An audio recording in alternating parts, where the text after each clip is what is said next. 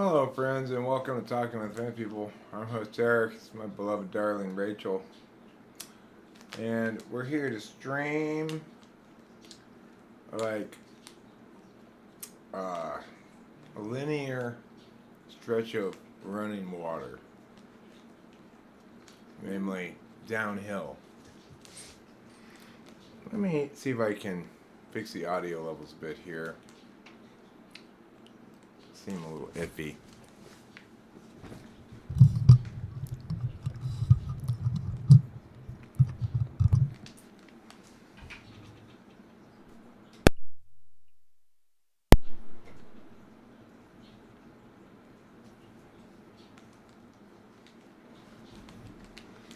Okay. Well, hopefully that makes a little difference, positive difference. If you want to make a positive difference in the world, it's up to you to remember. Fresh baked bread requires wheat. You can't make bread without wheat. And you can't make steak without meat. But if you stick bread to your feet, then you're a complete moron. The old saying. Hi, Chris Chapin. We're doing fine. I'm doing fine. I've been answering for Rachel today for some reason. Oh, I'm doing fine as well.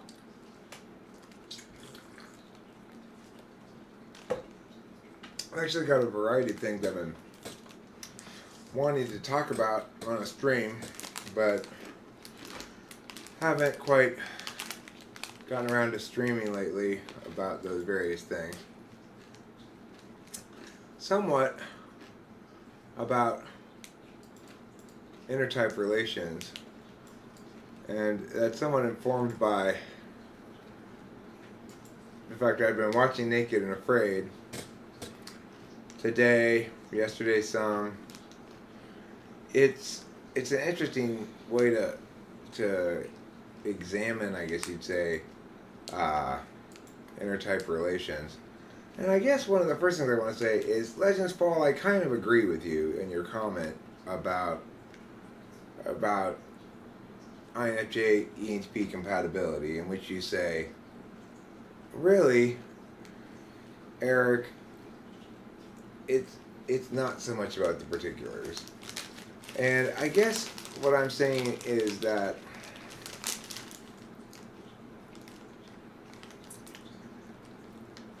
you can guarantee certain problems when you put two types together. But that doesn't mean you can guarantee compatibility when in the absence of those problems. It's not the case that Rachel's interchangeable with any other INFJ, and I'll be perfectly just as happy in that relationship or something.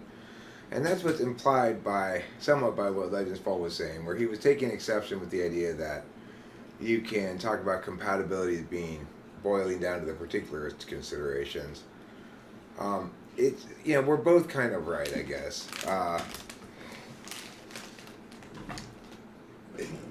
You have to have both, and if in fact you go full blast an NI understanding of compatibility, then you're really saying that your significant other, whomever they may be, or whatever type they may be, is interchangeable with anybody else of that type of the same demographic, So that's obviously not the case.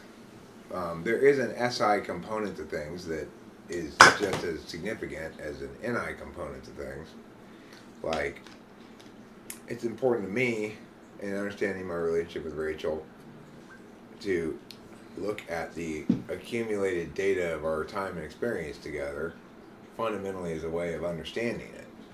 And an NI person isn't going to approach their own relationships with that kind of frame necessarily, certainly not by default. If they're an NI Dom, Rachel by default understands our relationship as an expression of some kind of a pattern. So,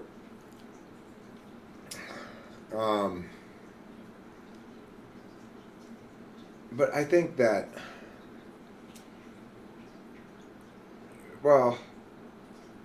we were just watching this episode, Naked and Afraid, and I was imagining that the lady was an ESTP and the dude was an ESFJ.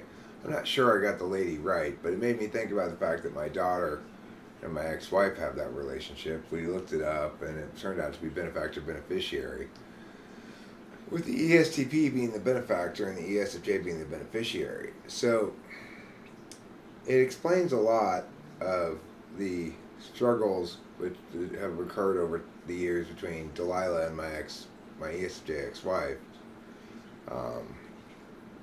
and also why it ends up playing out like Delilah's benefiting Candace all the time rather than the other way around.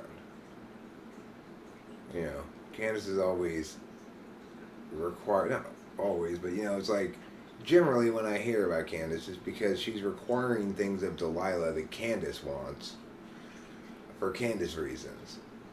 And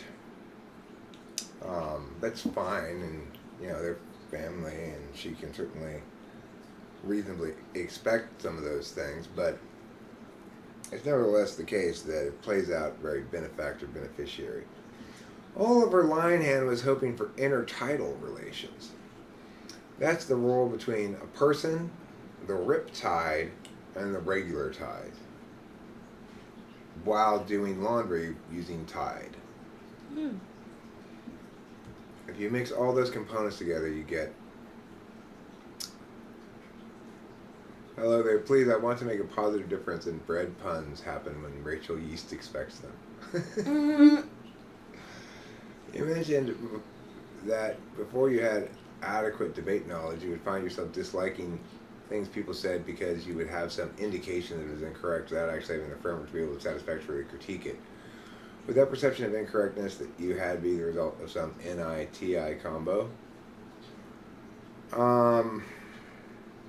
Yeah, I mean, it's like, the difference between intuitives and sensors ultimately is intuitives get what matters at the expense of what's important, and sensors get what's important at the expense of what matters.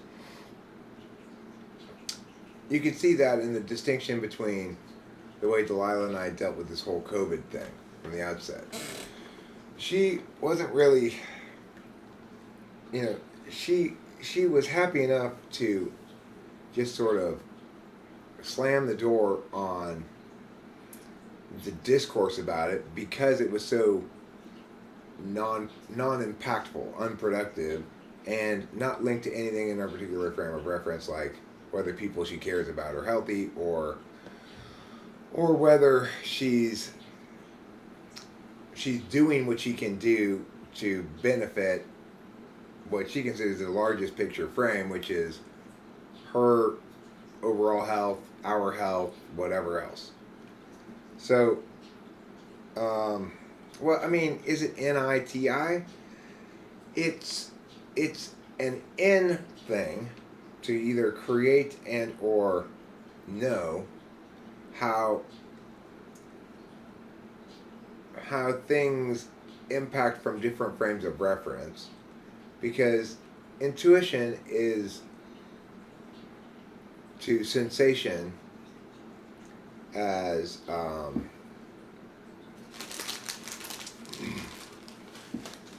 communication is to experience. So I guess knowing, yeah, it would be an NI form of knowing. If I can't explain it, then it's not a TI thing, right? Because you can understand things holistically, but you can't explain things holistically. So in that regard, I guess it would have to be NI that was kicking in there, my NI intuition. But because I'm an NE Dom, I don't trust that until I feel like I can parse out the explanation part with my operational value of TI. Bread puns, I'll roll with it, says Dulles. You can't have too many bread puns.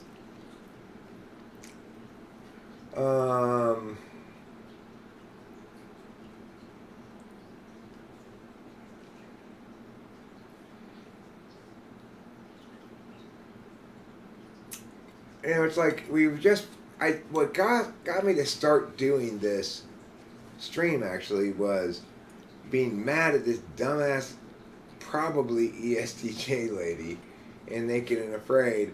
They were placed down someplace, the guy and this lady, and she immediately compelled both of them to make it her priority, to make it their priority, her number one concern, which was get out of the path of the volcano.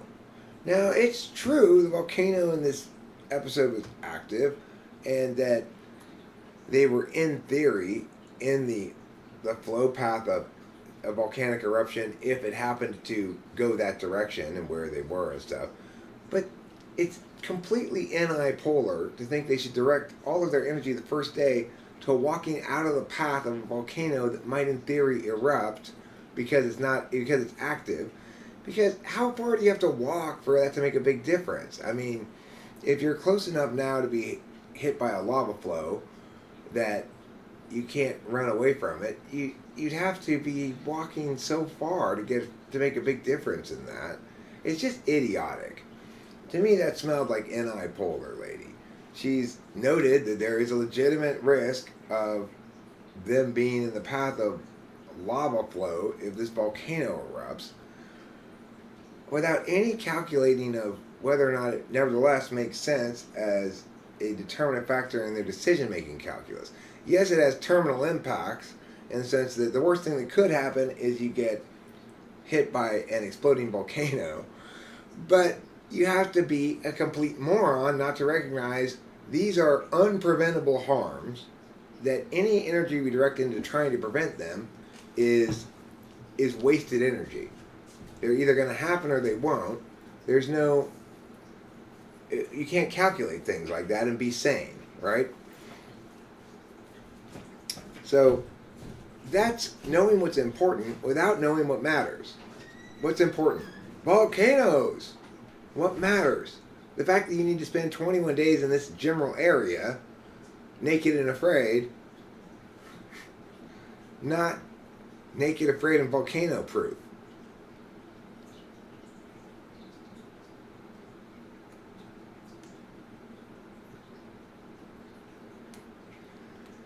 That's what's annoying about that whole thing. You TE'd your bicycle and now you feel less deficient? Oh, well, that's good. It's like when I cry, it always feels like it just rained. Naked and especially afraid of volcanoes. That would have been a better joke, Thomas. I said, you're supposed to be naked and afraid, not naked and especially afraid of volcanoes. That would have been a better joke. But I gotta say, I was really happy with this joke I came up with yesterday. So Tiffany is finding fruits, right? She finds a peach and she goes, "What is a strange thing?" And Mindy says, "It's a peach." "Oh, peaches are made out of leather. What they're used to play peach volleyball." And then Mindy says, "Well, if it's not a peach, then what do you think it is?" And Tiffany says, "Well, it's a human head. It's furry, it's peach colored, it's a human head." "Well, what happened to the body?" says Mindy. "What happened to the body?"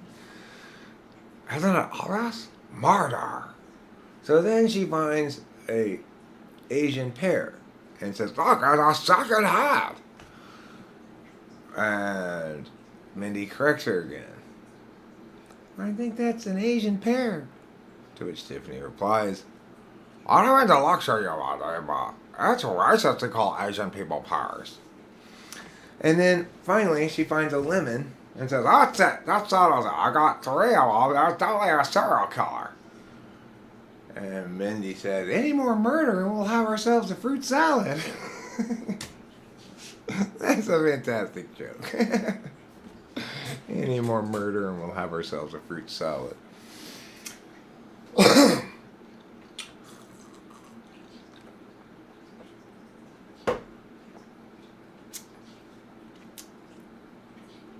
So what's the nutshell distinction between the way you're using what's important and what matters most? Well, the nutshell distinction is what matters most is what's important is what has significance because of pressing time considerations. Ticking clock stuff is always important.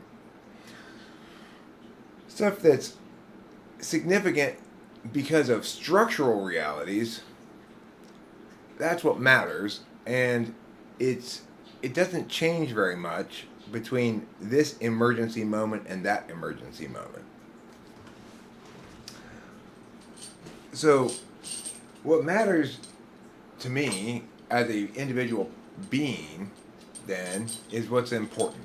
And what matters to me as an identity, and what matters to other people as an identity, that's what matters. So it's like, the problem then is because I'm not paying attention to what's important, I will go to being compelled to deal with matters of importance.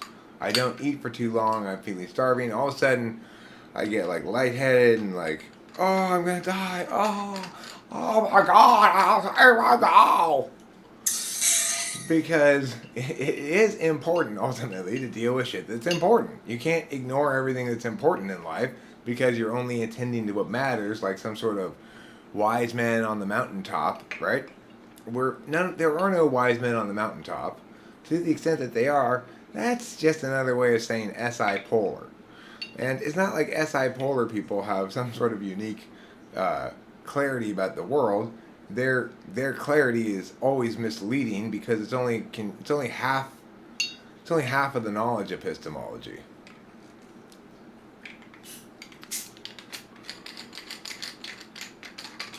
So it's like Oliver Linehan here does a great job of engaging with what's important. I mean, with what matters. But when he's not engaging with what matters on the internet, I bet he spends a lot more time dealing with what's important than I do. When I'm not talking about what matters, I'm still not dealing with what's important. I'm just being avoidant, distraction, attentive, you know.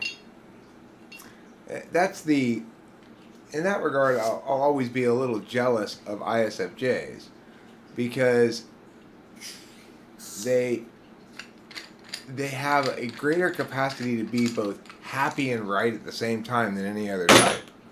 It's like they're not as good at being right, maybe, as some other types, or have as high a ceiling to create rightness as some other types, but they have just as high a capacity to know the correct thing, ultimately, if they look into shit, as INFJs do, because of that TI third. But unlike INFJs and ENTPs, they also have a very solid capacity to be satisfied and happy as a being in and of themselves. They're self-contained like neither ENTPs nor INFJs are.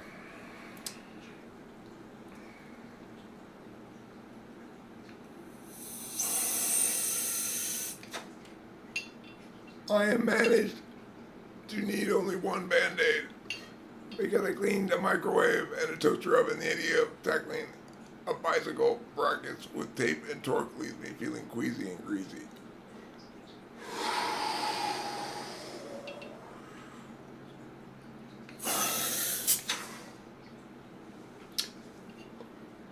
You know, so much of working on shit has so much to do with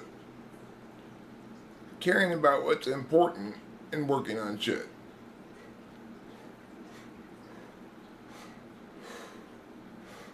So yesterday morning, I came out and I made some shorts out here on this little soundstage that sets up perfectly in the morning.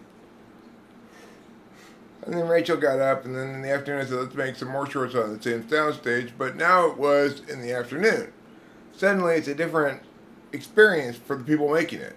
Now instead of being in the shade and the people you're filming in the shade, you've got all parties in the sun. It doesn't make that much of a difference from the filming perspective because everybody's in the sun, now everybody's in the shade, same lighting perspective.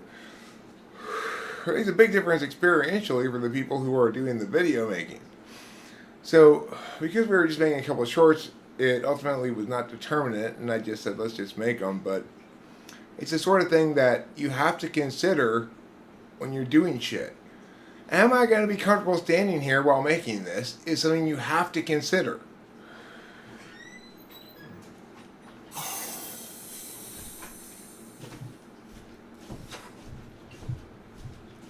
It's something that never gets discussed or indicated in the final work product. Are you out of these things already? No.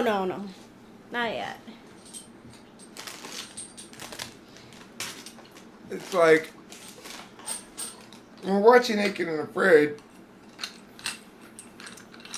during the parts where there's a camera crew, which is, most of the parts do have some kind of a camera crew there. We're not thinking about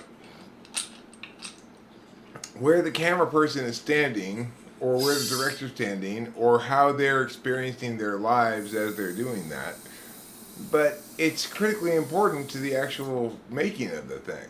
If you're trying to shoot a shot where there's no place for anybody to stand to hold the camera, it's impossible to shoot that shot. These kind of factors are why it's critically important to have the sensor's experience and understanding of things in the overarching calculus.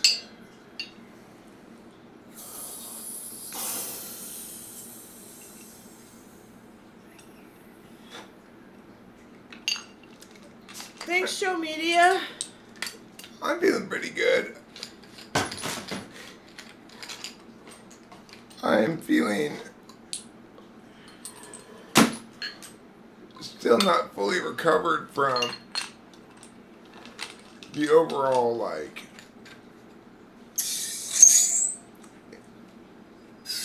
health experience of COVID, I guess you'd say. Yeah. I still feel mucus in my lungs and my nostrils. Yeah, it's really mucusy.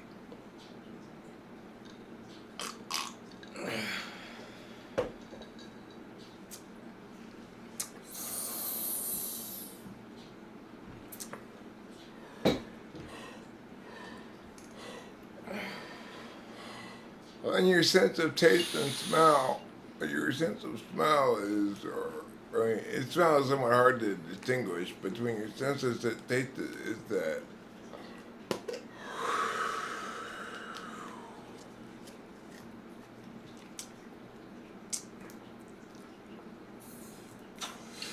I've noticed since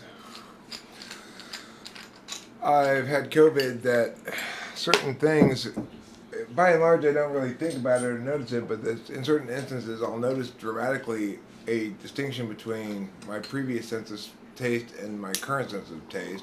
Those occurring when there's something that I'm accustomed to tasting in a certain way in particular. So, for example, when I use mouthwash, the other day I used mouthwash and it doesn't taste nearly as spicy as I traditionally complained about. So I've always complained, that mouthwash is too spicy. What I mean is that it's too, like, sharp on my taste buds or something. And it's crispy. Oh, thanks, Karma's Pimp. I appreciate you saying that. Karma's Pimp just watched the Mindy's Club opener. Oh, that is nice. But, I mean, the thing is, I originally titled a couple of videos from yesterday with titles that included human head and murder. And so they didn't get any views, really. I'm afraid now, I have this probably irrational fear that like, now other videos aren't going to get any chance because I've been identified as a, TEORist or something. Mm-hmm. Just the minty kind, like scope, the green kind. I'm not sure what the main ingredient is that makes it seem so spicy. I guess it's probably alcohol, but I'm not sure. I would think, yeah, alcohol makes sense. I still feel the neuropathy. I would say it gets better. Some days it's worse, but I'd say it's getting better. Gradually, very gradually. Yeah, very, very gradually. I feel happy that when I try to silver lining it, I think every other possible cause of neuropathy is worse. It's like every other cause of neuropathy besides the one that she had results. It's either from some sort of progressive degenerative thing, or it's from something else that has other side effects, or something else that's going to get worse. Whereas only in this situation where it's from a toxic drug interaction do we get to have the peace of mind of knowing that it'll never start going downhill. It might fluctuate in the short term between a bad day or a good day, but the bad day and good day will only at worst stay stable as to where that is, and potentially get slightly better.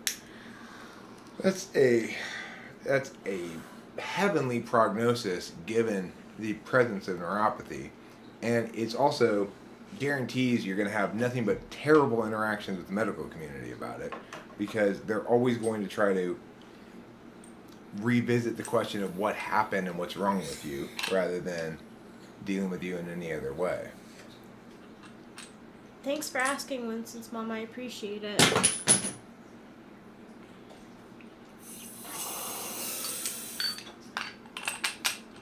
The active ingredients in scope are cetipridinium chloride, domophene bromide, and denatured alcohol.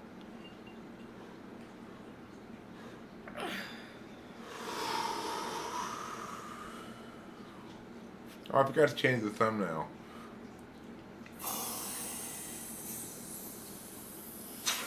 It's the same as the last thumbnail I used then.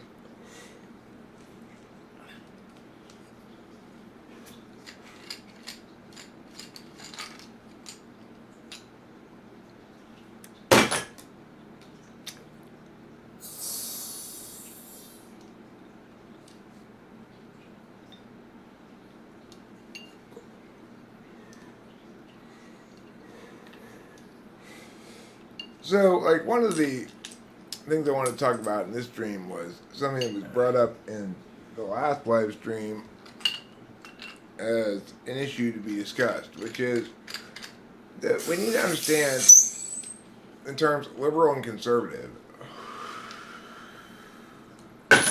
as a representative of the problem rather than as meaningful in describing the problem.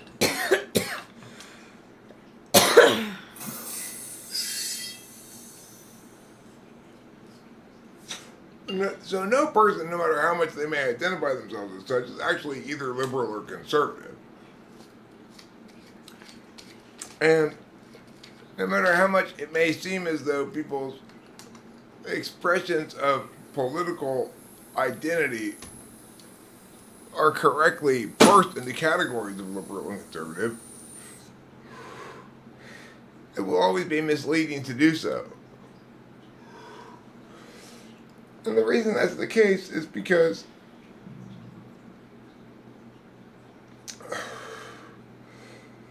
while it may be true that politically liberal people primarily or generally press forward the agenda of change, and politically conservative people primarily press forward the agenda of retaining the status quo, it's always and only an expression of one of the artificially conscribed discursive reductions. It's always an artificial discursive reduction to talk about people as conservatives or liberals.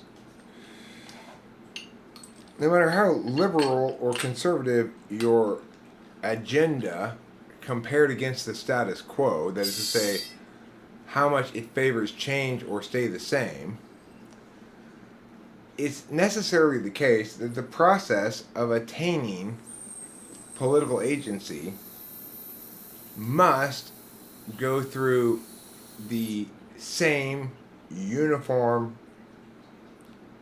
burden on the AF. The burden's always on the AF. Whether you recommend changing the status quo in a backwards looking way or forward looking way, it doesn't matter. You're always affirming when you advocate changing the status quo, and you're always negating when you don't affirm changing the status quo. It's implicit to the nature of argumentation and discourse and to the correct processes of public policy that we default to the neg. We always default to the neg, which is to say, we do not undertake your action that you're advocating, your change you're advocating, unless you show that it meets the burdens of the stock issues, that the advocacy that you're suggesting has inherency, solvency, that you've articulated the harms, the significance, and that it be, and that your advocacy is topical to inherency. So in other words, that it's topical to the problem you're claiming exists and won't solve itself in the status quo, and that we need to do something about. That process is an implicitly conservative one, in that deliberative bodies are supposed to default to inaction. That's what it means to be deliberative. That until and unless something advocated is affirmed successfully, there's never any reason to do it. So, the takeaway then is that when we talk about people being conservative or liberal, we're getting it wrong. We're not understanding that everybody is usually conservative and should be always. That's the default way, which is to say, unless there's a reason to change the status quo, we don't change it. And that everybody is sometimes liberal. No matter what they're advocating, at some point some people advocate some change to the status quo. Whether it's pull back, like Jordan Peterson's advocating regarding transgenderism. He's saying, let's pull back to a previous status quo in which this was not considered normal or acceptable, because it's scary to him, basically. For God knows what reason. It's like, why do you care, dude? Is somebody trying to cut off your junk? Is your kid saying, I'm going to cut off my junk, and you're opposed to that? No. He's mythologizing this false dichotomy between liberals and conservatives into boogeymen. And that's why it's a bad idea to try to make those kind of distinctions, because it spits in the face of reality. Reality tells us nobody's ever conservative or liberal. People are either correctly defaulting to a negation and or they're advocating a change. And it doesn't really matter whether that change is progressive or regressive in its directionality. It's still an advocacy that affirms something and needs to be treated as an affirmation. So because the actual political process never works like that false descriptive puddles thing that we do. In fact, it undermines our ability to do the correct process correctly. It's a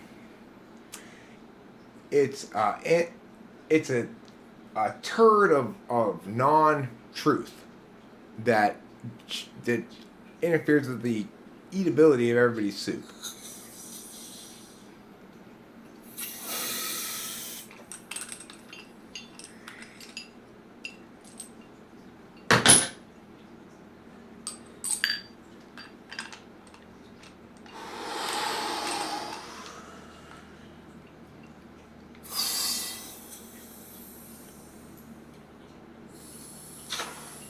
I guess the reason it's the case is because everybody needs to be able to assume the status quo is the status quo,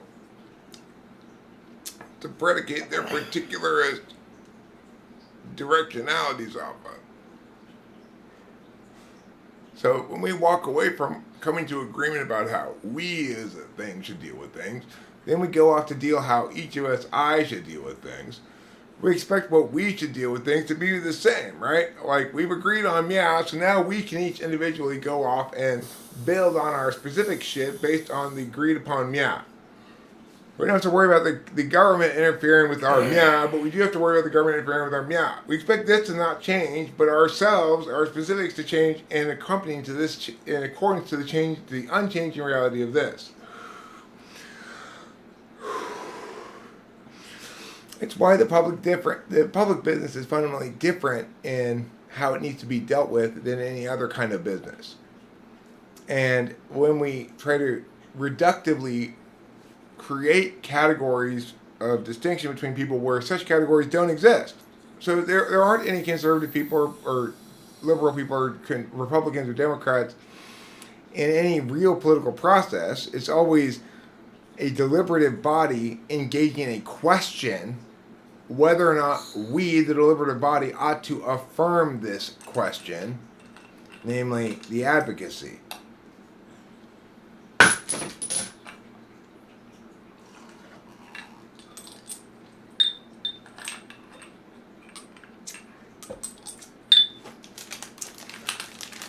The argument on the whole sex change thing is brainwashing children emotionally. No, arguments don't brainwash people. Show media. It's true that if somebody propagandizes, as you're doing here, at people who are especially subject to propagandizing, they will potentially internalize some of that propaganda. It'll end up being internalized as either a recognition eventually at the toxicness of the person trying to do that kind of advocacy that you're doing here. Because, I mean, that's very toxic advocacy what you're doing. You're saying the argument on the whole sex change thing is brainwashing children emotionally. That's an extremely toxic thing to say. Because there is nobody arguing that children be pushed into sex change therapy of any sort by anybody. The only thing that's being said by some parties is that we should listen to children who tell us that they want to change gender, so much so that even though they're not at the age of the majority, that they should be empowered to do so, to engage in this medical process that may or may not end up being something that a fully informed consenting adult would want to undergo and not regret.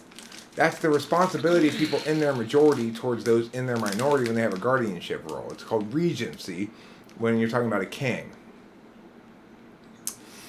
So there's no disputing the fact that children sometimes want to do crazy ass shit to themselves. It's ill-advised, and it's the grown-up's job to say no. Whether that's a tattoo or sex change surgery or whatever, or hormone therapy, that it feels to me as though the responsibility of the adult in the equation, the parent or guardian, is to make sure that the child's agency is retained until the child reaches their majority. And so in that regard, if you've got adults who are under a misguided sense that they're being helpful in some way, advocating on behalf of empowering children to do things that children ought not be empowered to do because they can't engage in fully informed consent, then that's a problem. But it's non-unique to transgenderism. Okay? So this is what's called adult discourse about things. And what that thing is right there is a child saying. You are intellectually being a child when you say that. Because you're ignoring everything I just explained.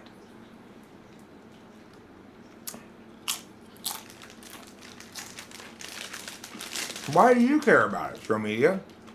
Is somebody forcing some children you know to get sex reassignment surgery? What you're really saying is, I so strongly disagree with this normalization of new standards regarding these issues that I'm going to create and limit boogeymen. It's the opposite of being honest.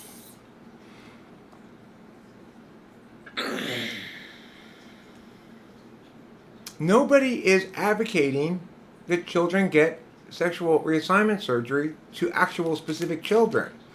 Other idiots engaged in other idiotic discourse are on the opposite side of what you're saying. That's true. And they and you are all part of the problem, for sure. And the problem does not have anything to do with transgenderism, does it? It has to do with not using language well and not thinking well.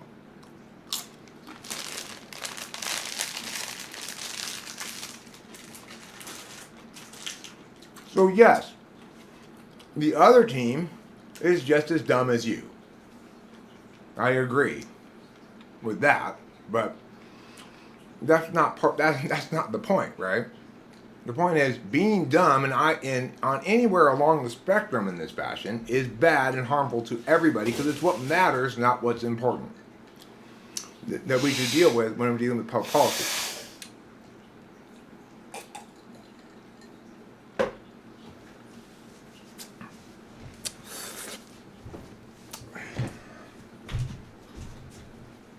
Now,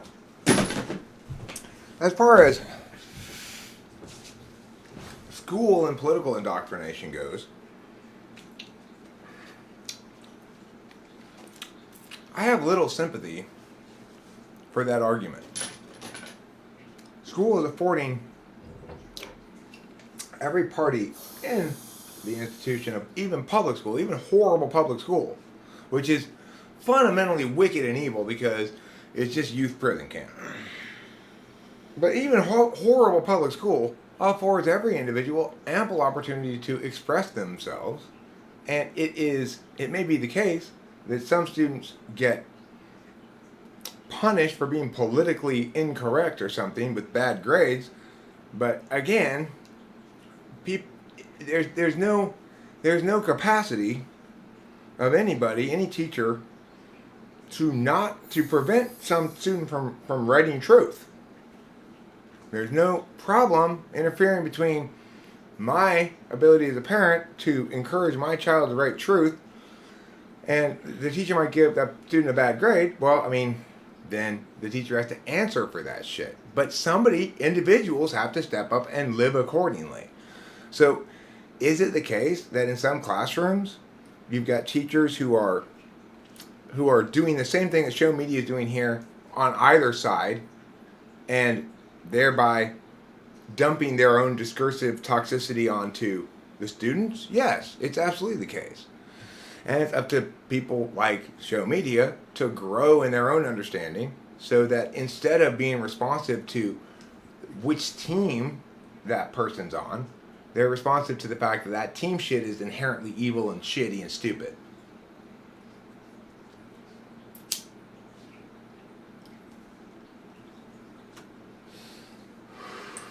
For all the reasons I articulate. So, no. You're not going to sneak any of your team shit past me and pretend like it's not team shit. It never, ever, in a billion trillion years, going to happen.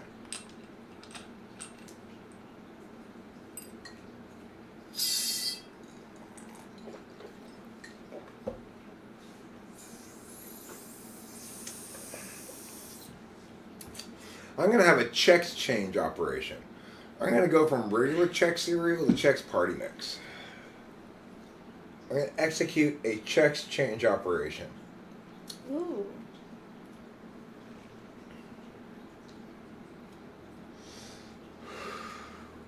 I mean, yeah, and it's a failure to recognize that the institutions and habits of democracy are those that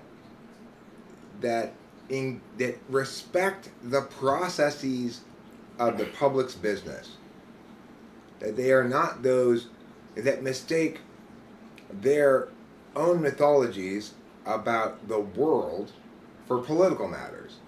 You may be bothered by postmodernism in the world, and it may be the case that history looks back at this period of transgenderism and says, we've come to view all plastic surgery kind of shit as inherently morally revilable. But I doubt it. I very much doubt it. And even if that is the case, it doesn't change the fact that what's more morally revilable is this kind of reductive emotional engagement that doesn't care what political policy issues matter at all.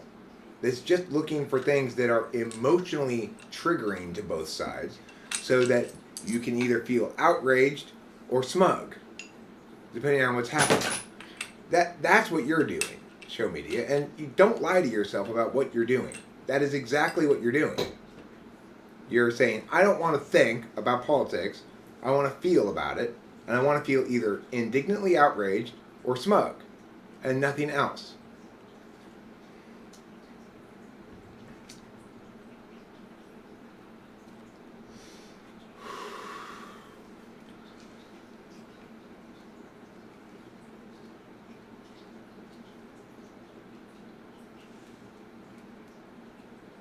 Well, I mean, I don't think stuff does end up getting more and more outrageous. It's not like people are getting desensitized towards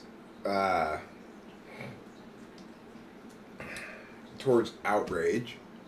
They're getting addicted to it. It's or they're getting habituated to the idea that that's politics. If you don't have good intuition about that kind of thing, or if it's not the determinant factor in your understanding of things, then you can spend your whole life being passionate for one form of wrongness or another while concurrently wholeheartedly believing you're serving the side of good. That's a maximal case of insanity. You get somebody like AOC or Rick Santorum, in office, who will go to their graves absolutely convinced that they were on the good guys' team. Neither of them recognizing that they're on each other's team. They're on the same team. Rick Santorum, extremely small thinker who self-identifies as conservative. AOC, extremely small thinker who self-identifies as liberal. They're on actually the same team, the small thinking team. They're both on the same team, fighting for the victory of idiots over intelligent people. But they don't even know it. Never will.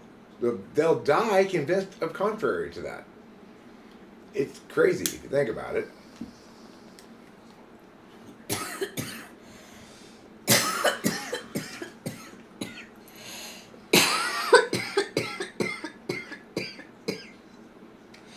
I mean, I know this because I was one time immersed in this process, this wrongness too. I also have spent years and years playing this team thing, mostly during the Bush-Cheney years. But even then, it's like, I guess that afforded.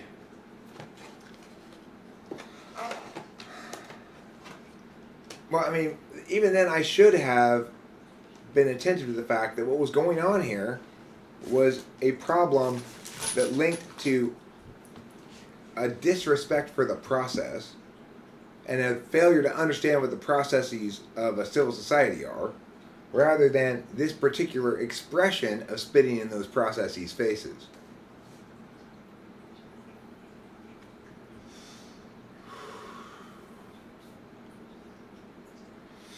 Yeah, okay, it's not entirely an S versus I thing, I agree. It's plenty the case that shit tons of intuitives are deeply immersed in this same bullshit as many censors are. But what I'm saying is that at its best, or maximal expression, intuition is the truth of shared things, whereas sensation is the truth of unshared things.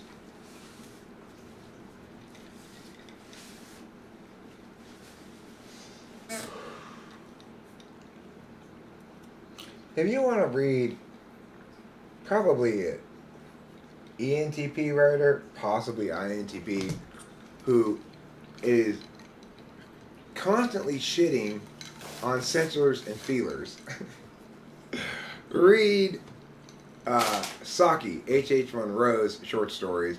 I read one the other day with Chloe called The Bag, and another one called She-Wolf. The first story, this is how the story goes. There's a lady of the house. There's an old major, and she's trying to position the old major into marrying her because of various social advantages.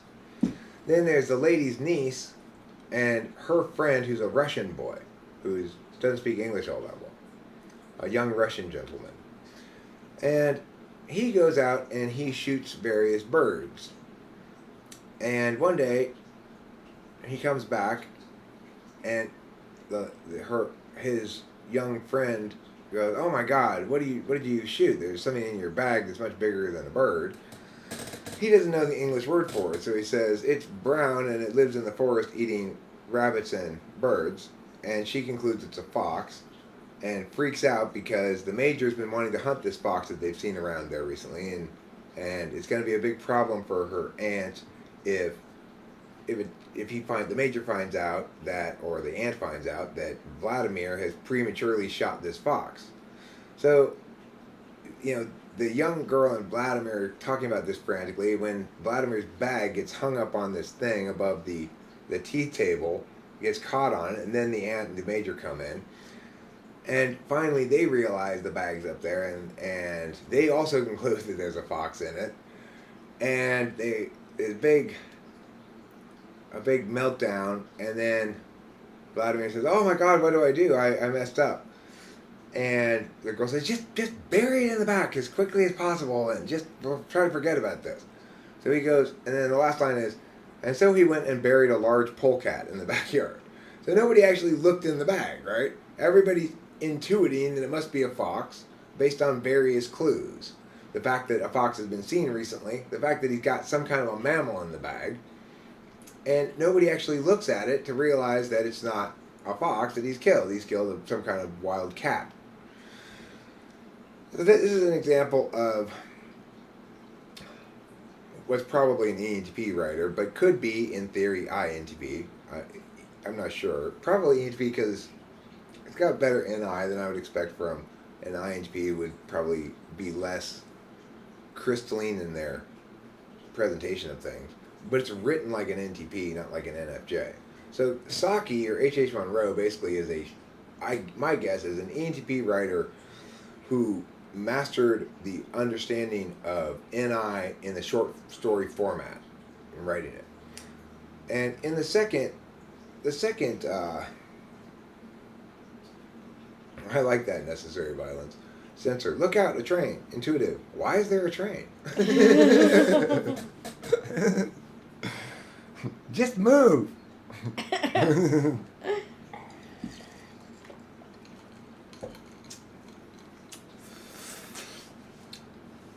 Well, it was frustrating watching Naked and Afraid when this guy's dealing with this really bossy chick, possibly ESTP, possibly ESTJ. And I'm watching them interact, and I just go, God, look, dude, all you need to say is to her, "Listen, lady, you keep trying to push through your agenda here without attaining my consent or agreement that that's what we ought to do. Now that you've begun doing it, you expect me to cooperate with the execution of your plan. You don't get any cooperation from me because you failed to attain it ahead of time like you must." This is the communication frame, right? But if you're really deep in your individual experience, such that you only care about ultimately getting what you believe to be the best outcome, then the process isn't going to matter too much to you. Communication people are process oriented, whereas non-communicative people are outcome oriented. certain things in life, outcome oriented matters a lot, such as look out, a train. The process of being shoved by an ESTJ off of a train tracks before I get hit by a train is not consensual, and nevertheless a good thing, because the urgency and importance of the moment renders it necessary for us to be outcome oriented in our processes. But understanding how to think about transgenderism, which is to say, understanding that it is an emotionally triggering lodestone that further upholds and enables the same kind of fundamentally wrong frame of reference that destroys all civil society, is the only correct way to understand it. And that everybody who's engaged in either Jordan Peterson-esque tweeting or the opposite from the other side should all be shamed as children in the war room. You know, you don't belong here in the war room, children. Because sustaining the processes of a civil society is vastly more important than your particularist train of the moment. You know, people who treat politics as though it's a succession of trains in the moment, watch out train, watch out train, watch out train, don't get that politics is a communicative process.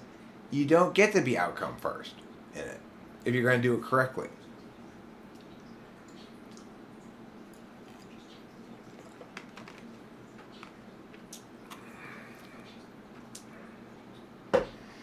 I mean, and that's the other thing is, when communications don't work, shit plays out one way or the other anyway. So, the other day I kind of freaked out at Chloe, not really at her, but near her, regarding her mom's stubborn ignoring of everything I say and continually feeding back to me something I've negated myriad times and without, as though I had never said anything. Namely, the problem I'm having with working with Chloe has nothing to do with whether I like Chloe or not. It has everything to do with whether it's sane to do an undefined job like this or that kind of shit, you know? Well, I keep expecting at some point my spending the hour I'm supposed to be working with Chloe, half of it ranting about how stupid this is, to eventually get me in trouble in some way and make the ESTJ mom say, okay, fine, then I don't want you working with my daughter. You've talked too much shit. It never happens. Instead, I get a call this morning. We're coming by to drop a check off, and can you work with Chloe on Thursday? And of course, me being a complete tard, go, okay, sure, yeah. But then it's not really me being a complete tard, because it wasn't until I actually got home and was thinking about this as I was going to the bathroom, that I realized, yeah, but Eric, we need the money. You know, it's like, that's when you don't care enough about what's important and only care about what matters, right? It doesn't occur to you until days later that, yeah, Eric, but we're not rolling. We need that money. When that check comes in, it's like, whew, just in the nick of time, you know? So, anyway, I said, yeah, okay, I'll meet with her on Thursday morning. And then this Thursday morning, I'll have her write something like her mom wants. Because I remember, oh, right.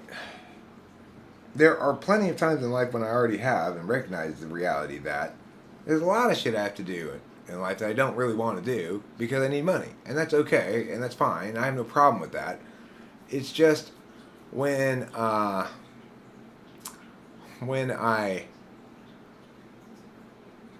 letting my intuition run the show, as I generally do, it's going to be like, this is insane. I've already told the mother many times over, you cannot teach somebody how to write. It is not possible. We all know this. Every single one of us has had an experience of learning something that we've actually learned. You can recall instances of the process of learning it. I remember when Mr. Samuelson taught me grammar by a sentence diagramming because I needed to learn it so I could teach it. I can remember and recall the process by which I went from not getting something to getting something and the distinction between the two things. Nobody ever has had any experience like that with writing. No assignment any teacher has ever given to anybody has helped them to understand how to write. You can't learn how to write any more than you can learn what to say. Communication is an expression of the self. You can do it in more socially universalist ways, or you can do it in less socially universalist ways. But that's one of those things where the education system has assumed that because you can correctly distinguish between people who write well and people who write poorly, that it must be a skill that could be taught. But it's not. It's implicit to your cognitive stack. You might be able to remediate certain kinds of deficits in writing habits if somebody has a habit of not using punctuation. It's probably worth pointing out that that's not a good way to write your letter of interest for a job or something. But it's like, okay, across the board, it's missing the point, right? We've got children engaging in all of this writing in school, almost all of it linking to literature. Except at no point will any of the students who supposedly learn to write by writing about literature ever write about literature. Nobody will ever read anything that people write about literature. Nobody wants to read anything that says this character displays courage in these two scenes or some bullshit like that, right? You can't teach people to communicate genuinely by having them practice this artificial bullshit non-communication for years and years and years. It's insane. You can improve your own writing if you write a lot and enjoy it. That's the only reason why you'd write a lot, right? You could be forced to write a lot, and then it'll be torture if you're an ISTP. Thing is, there's nothing wrong with an ISTP's writing. What's wrong is they're being asked to generate ideas that don't link to anything real. So I say, okay, well, Chloe, how are you going to write about this story or something? There's no progress to be made by asking her questions that are intended to generate her ideation. Nothing comes out. It's like, well, what other possibilities are there? That you just get silent. You just get silence. I can't fix that. It's not a problem. It's not a bug. It's a feature of Chloe.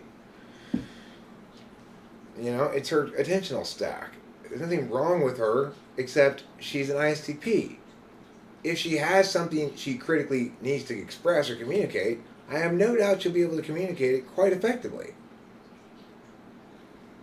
In actuality, when we use language to communicate things, we're communicating specific things for a reason. We're not just playing at pretend analysis. That's the worst thing of all, is it's not even real analysis. It's just bullshit. Now, you want to talk about indoctrinating people. If you behave as though for years and years and years that this bullshit you're doing has something to do with writing, then you're indoctrinating whole slews of young people into a very false notion. That, namely, education never has to be authentically motivated by a need to learn anything. That communication never needs to be authentically motivated by a desire to, or need to communicate anything. Which, of course, is just the insanity of intuition-free structures. Oh, no, we don't need the critical part that we need for the whole thing to have any legitimacy at all. We'll just pretend our way to victory. Like I said to Chloe last time I worked with her. Okay, fine, Chloe. I'll pretend to teach, you pretend to learn, and I'll earn my $45. You know, fine. I guess that's what we're doing. Because Chloe is a steadfast defender of the status quo. Basically, look, Eric, you may be saying all this stuff, but nobody but you thinks that, and the rest of the world is telling me the opposite.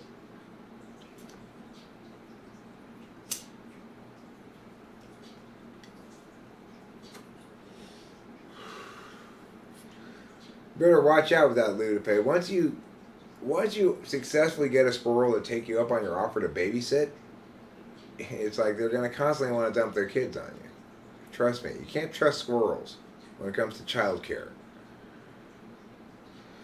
Everybody knows that. When it comes to child care, you just can't trust squirrels.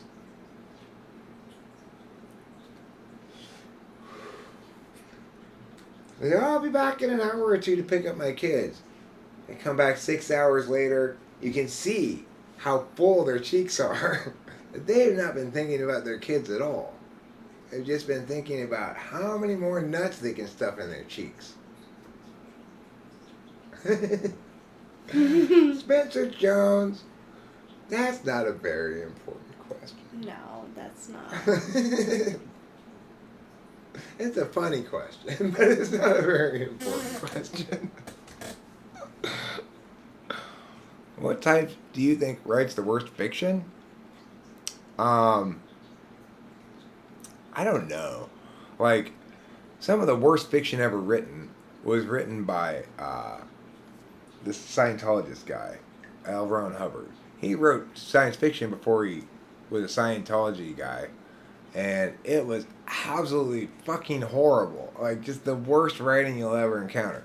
Another example of, like, the worst writing ever is there was a kids series that became popular after Harry Potter. It was about, like, the Greek gods. It involved the Greek gods in it. Oh, Richard yeah. Riordan. Richard Riordan, is that his name?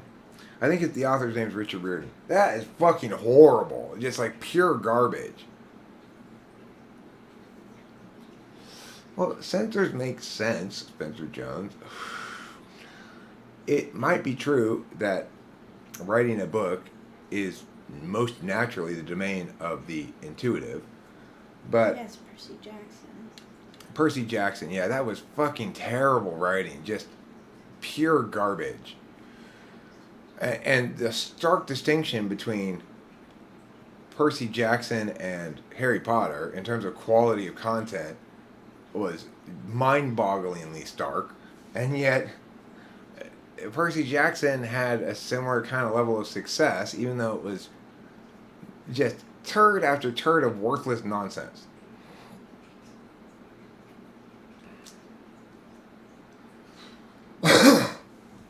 I like kids' books in general, and I couldn't get through more than a couple chapters of it before I was just like, oh, this is painfully assaultive to aesthetics on every level.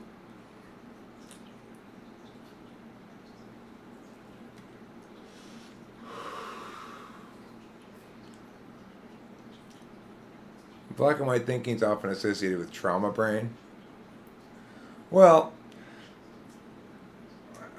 I saw an episode of Naked and Afraid earlier where there was this lady on the show who had a lot of trauma, and watching her act out her issues in this situation with this guy who, you know, they're there for 21 days, they never met each other before and stuff, and needing to infuse everything with her emotional baggage, I just, instead of making me feel sorry for her, it made me just hate her.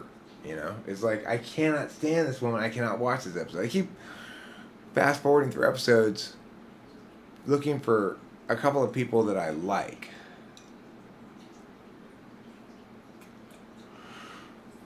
I mean, it's just terribly written and terribly paced,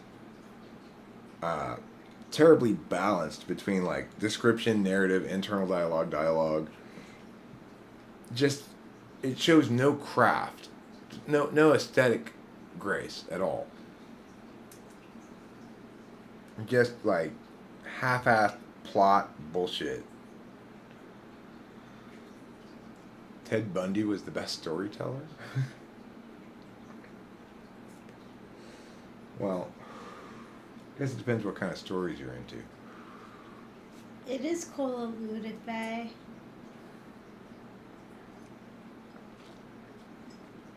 It's not just any cola. It's Coca-Cola. Coca-Cola. Which is my preferred brand, really. We had Pepsi last time. That was good, too. Yeah, I just seem to like Coke better than Pepsi a little bit. I do too.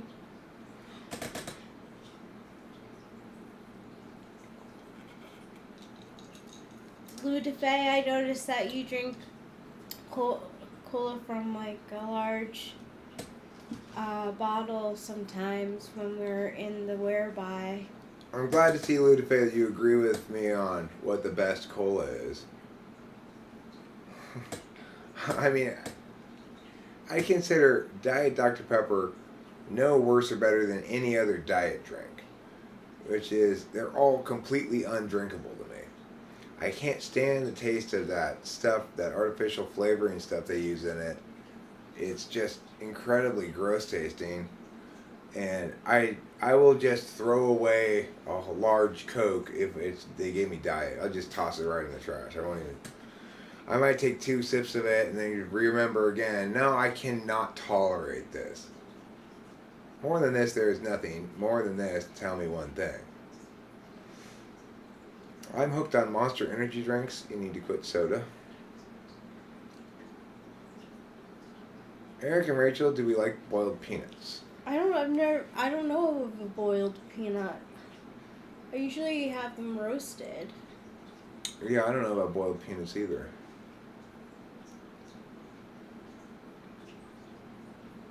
Oh, well, yeah. Look, if you want to live high on the hog like that, Lutefe, fine. If you want to be a princess and just drink Mexican Coke, I'm not going to disagree with you that Mexican Coke is preferable.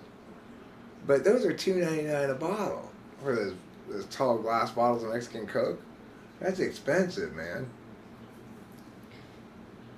My dad says the best kind of Coca-Cola is the kind from the glass. I mean, I agree with your dad and Lutefe here. The big glass bottle Mexican Cokes are the best Cokes. But they're just, it's so much more expensive. It's such a way more expensive way to get Coke. And I don't really notice the difference that much. It's more just like knowing that it's... Okay, Mortgage. Looks like we have a Percy Jackson fan in the house.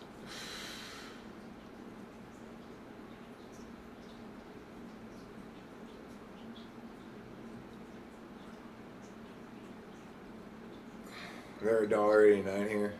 Well, the reason I said $2.99 is we just went to Smart and Final, and I'm pretty sure it said they were $2.99 a piece, but it may have been $1.99 if you bought them in a case. I'm not sure.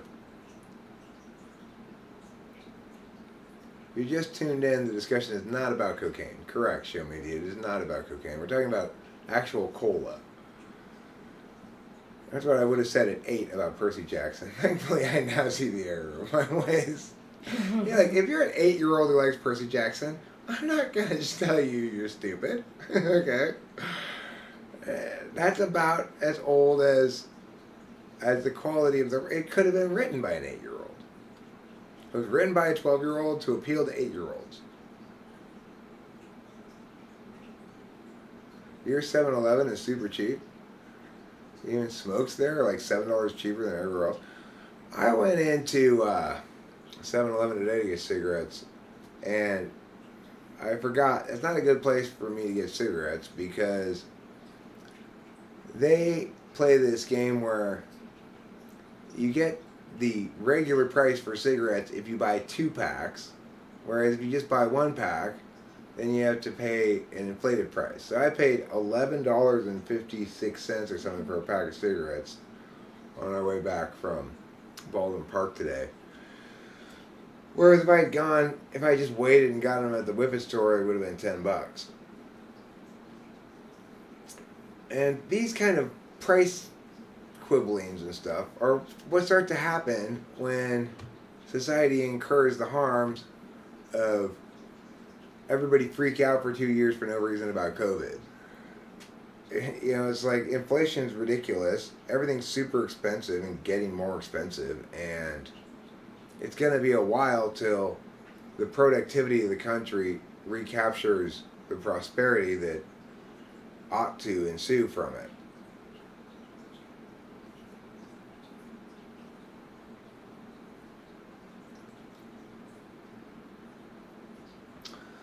Well, look, Spencer Jones, when you're looking for what's most natural,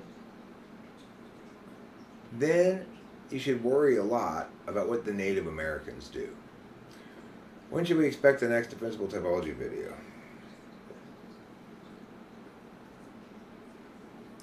Well, I would say you're probably best served to manage the expectations realm of things by not expecting. There will be one at some point.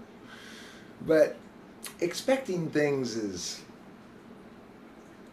I'm getting a little caught up in expectations and expectorants. Expectations are like expectorants. They're things you spit out of your mouth. This keeps posting my comment before I'm done typing it. It's because you keep pushing enter, Spencer Jones. Get your fingers away from enter. It's funny how humans can wrap their mind around things and fit them into their version of reality. Rick Riordan, the lightning thief.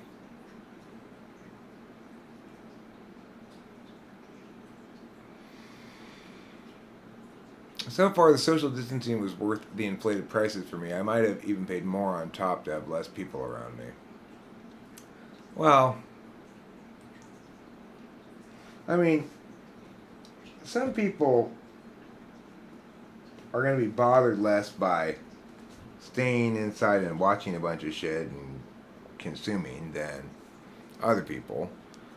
Certainly, introverts are less about fundamentally their role in the world than extroverts are, so they're going to be more bothered. Extroverts are going to be more bothered by a frame change that interferes with their role in the world.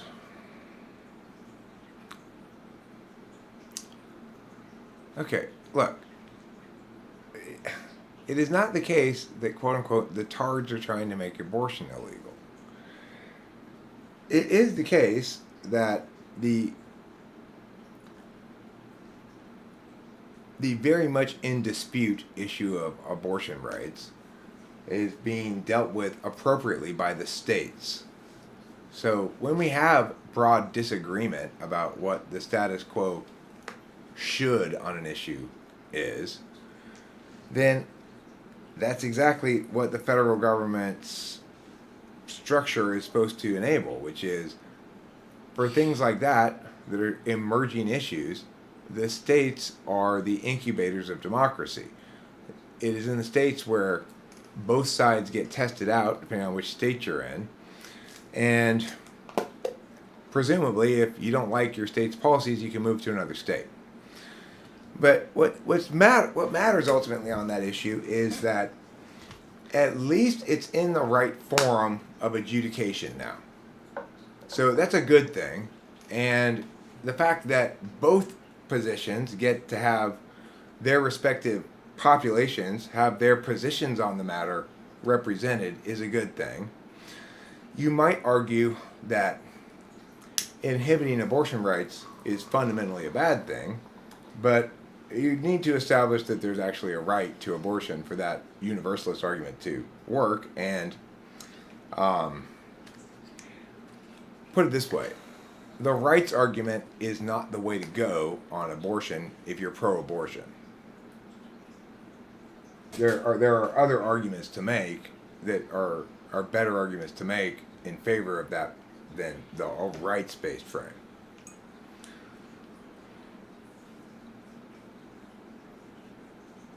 Do I think abortion should be legal? I do, and I'm in Texas. I think abortion laws, to the extent that they're made, should be made by representatives of populations that have strong opinions about it. and representative of the majority of those populations, because it's an undetermined issue. It's not, we don't have broad consensus about what the correct moral position on it is. The rights-based frame would argue that it's inherently immoral because of a rights violation. A more nuanced understanding of the world would say that because there's this stage of ontological gray between conception and identity, that until identity is attained, there's a good reason to prioritize the woman's control over the outcomes over some rights frame of reference. As I've said before,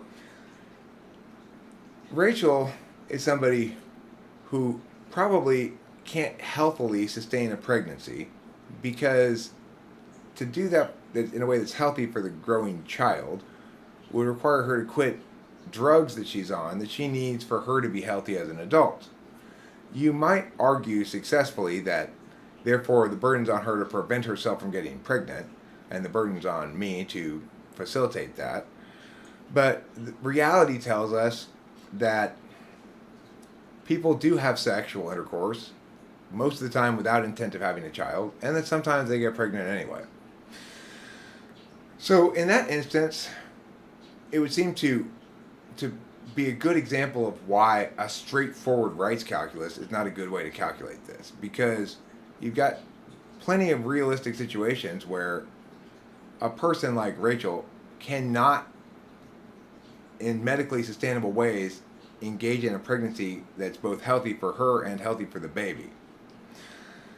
So, would I support would I support policies that enable Rachel to get an abortion should she get pregnant, in order to avoid that, the reality that she's going to have to sacrifice her own well-being in order to sustain this pregnancy to the end? Yeah, I personally would like that to be the case. But that's not a good reason to have a position on abortion. The fact that I can well, at least the fact that it's in my interest is not a justification anybody should ever use for a political position.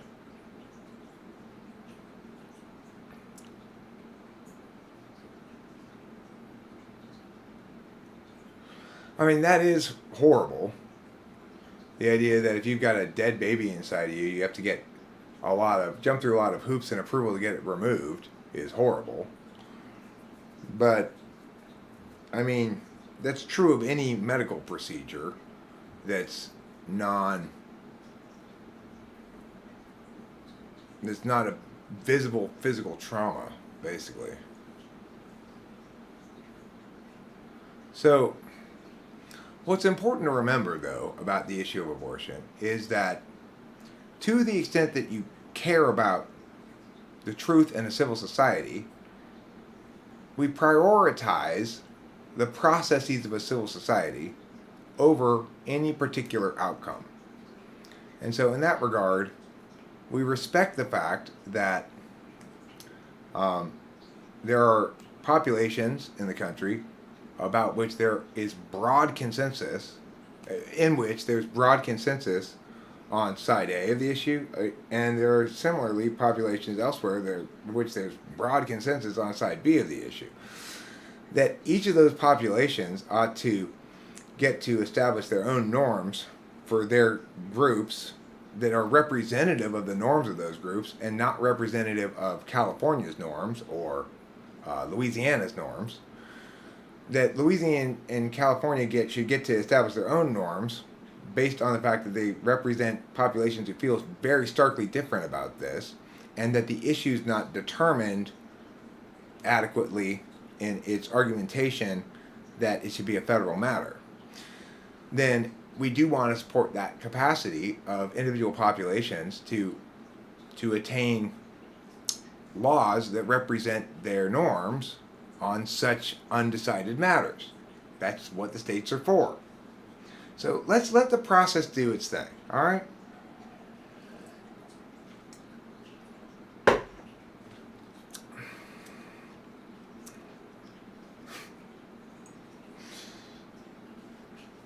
That's silly, Spencer Jones.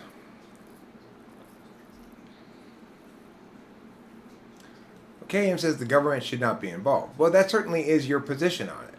And you can, the point is, we can all agree to factually assess the country's position on it as split starkly, and that, in fact, certain states, the position is broadly the opposite of your position on it. The thing is, the only process-oriented argument you could make in favor of what you're saying there, that the government shouldn't get involved in it, would be at the federal level.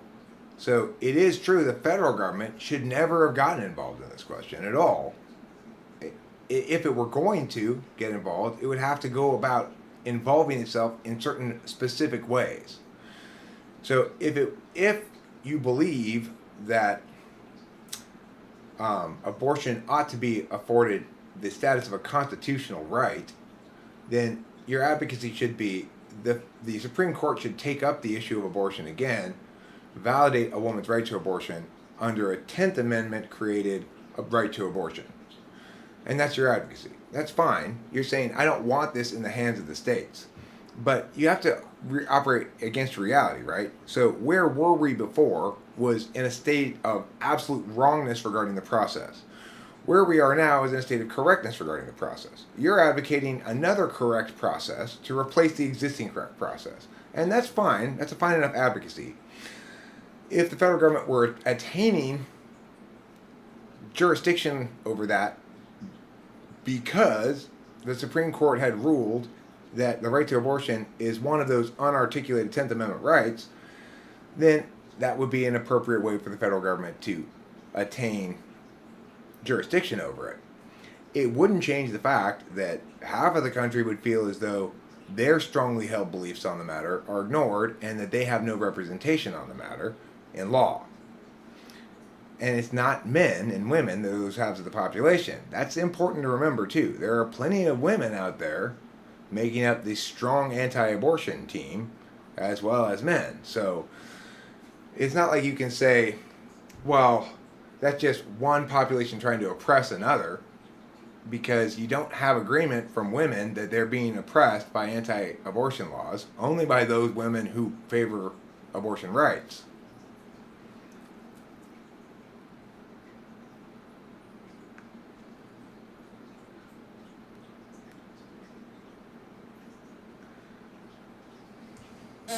So, that's the thing. It's like, if you are in a state that is moving to pass laws that disagree with your personal position on it, then it's perfectly fine for you to rant and complain about your state government taking the wrong course of action. And if you want to complain about it being in the hands of the states, then it's perfectly fine for you to make an advocacy that says the Supreme Court ought to reclaim federal jurisdiction of this in a legitimate way. But it's not possible for you to correctly claim that it was a bad thing for the Supreme Court to correctly rule that Roe v. Wade was bullshit.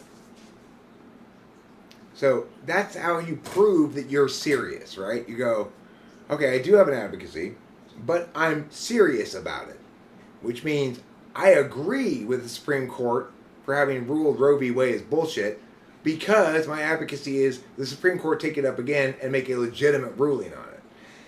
If you're not saying that, you're not serious as a thinker. If you're saying that they should have let Roe v. Wade stand because it's consistent with what I wanted, federal jurisdiction defending the right of women to have an abortion as a thing that emerged from the right to privacy, then you're not serious. You don't know what you're talking about, and shut the fuck up.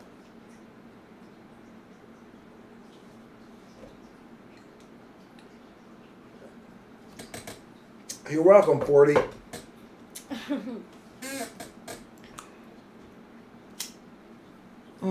No, and the reason is because it's a straightforward due process issue.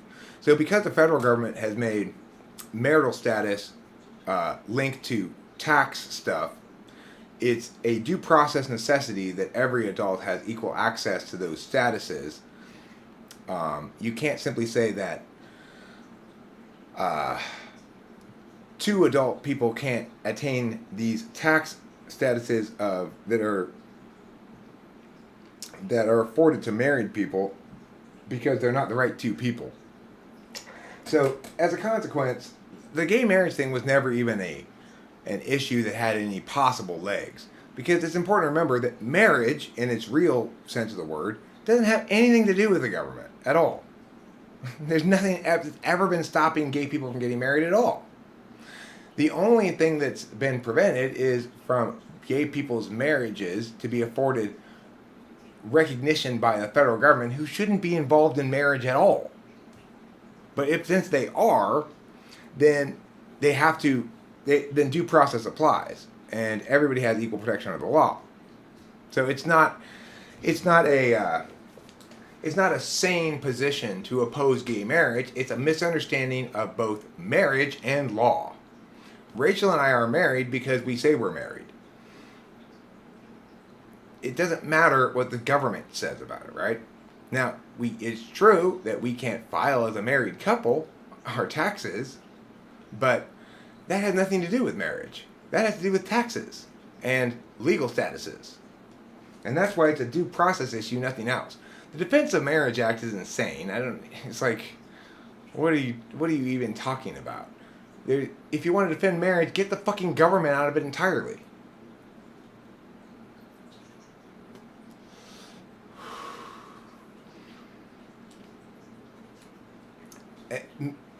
Marriage doesn't need any defending, right? There's nobody attacking marriage. Gay people wanting to call themselves married does not impact anybody else's marriage at all.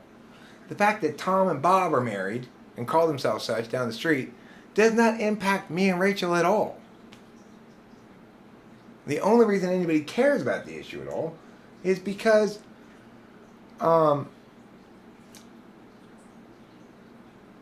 there are real world impacts that link to this legal status. Can I visit my spouse and have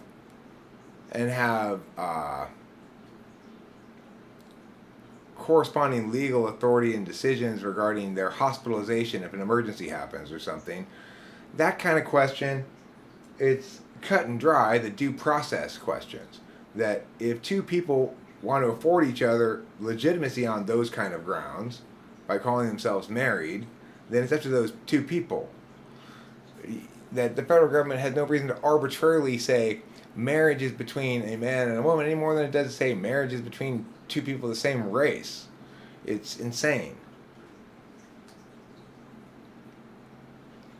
Lutefe is right, and it's been a concern of mine. Without government recognized marriage, you are also deprived of rights with regards to medical stuff. It's not just taxes. Right, I agree. And that's why it's simply a due process question and nothing else. To try to treat it as being about marriage at all is insane. It's not about marriage, it's about equal access to the full range of legal status relationships. Mm-hmm. You know, and there are no possible sound arguments in favor of denying two men access to those same legal statuses as a man and a woman, or two women. There's zero justification other than because it seems icky to me or something. It's very cut and dry. Unlike abortion, which is not. And that's why you don't see much of people fighting against gay marriage anymore.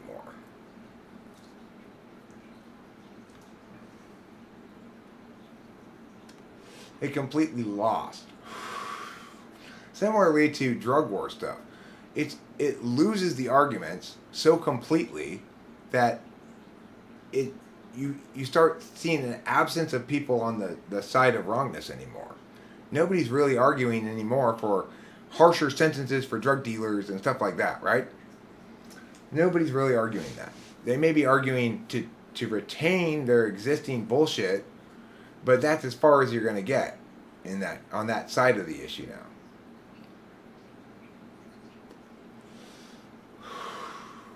Well, there's no reasonable way to make an argument against affording any two individuals equal access to legal protections and rights, privileges, whatever, that are afforded by this legal status that's given to people who are together as a two-person team. What is a personal god? I think that would be like Zeuseric. Zeuseric is my personal version of Zeus. He's the same as regular Zeus, except he always does what I want. So if he's going to throw a lightning bolt down, he's going to throw it where I want, at what I want, when I want. That's why he's my personal god, you know. Nobody else gets to tell Eric Zeus what to do. I like that. Except for me. Yeah, Ted Cruz, there's a statement anybody should be able to get behind. Everybody should agree with KM's most recent statement here. You know what I love betting tips 3,000? It's at Dodger Stadium. Isn't that fantastic? Yeah, it is. That makes me happy. Fantastic. It really is. Ted Cruz is so fucking stupid, it's unreal. That is the truest sentence I've read in a while. That guy is so fucking stupid.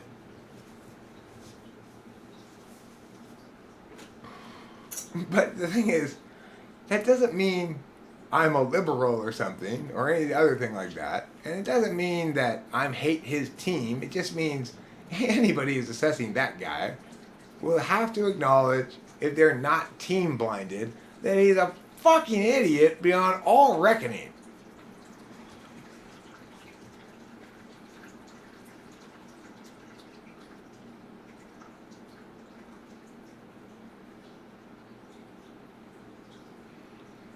Conservative Justice Clarence Thomas said the court should now reconsider gay marriage. The House will vote on a bill codifying same-sex. Okay, well, I mean, it's not gonna play out adequately like that people who have a position on it want, because it will require such incredibly twisted logic to justify. I mean, not that the Supreme Court's not been guilty of that plenty of times before. Clarence Thomas was the only sane voice on the Angel versus U.S. case regarding growing marijuana and whether or not growing marijuana in your own backyard for your own personal use qualified as interstate commerce. And Clarence Thomas was the one who said, if that's interstate commerce, everything's interstate commerce. A bake sale at the local church is interstate commerce. So, if you are justifying your political positions based on religious beliefs, well, then you don't belong in the process of the public's business, because that's not appropriate. That's a particularist individualist thing that does not appropriately inform our political processes, the political processes of a fair and civil society.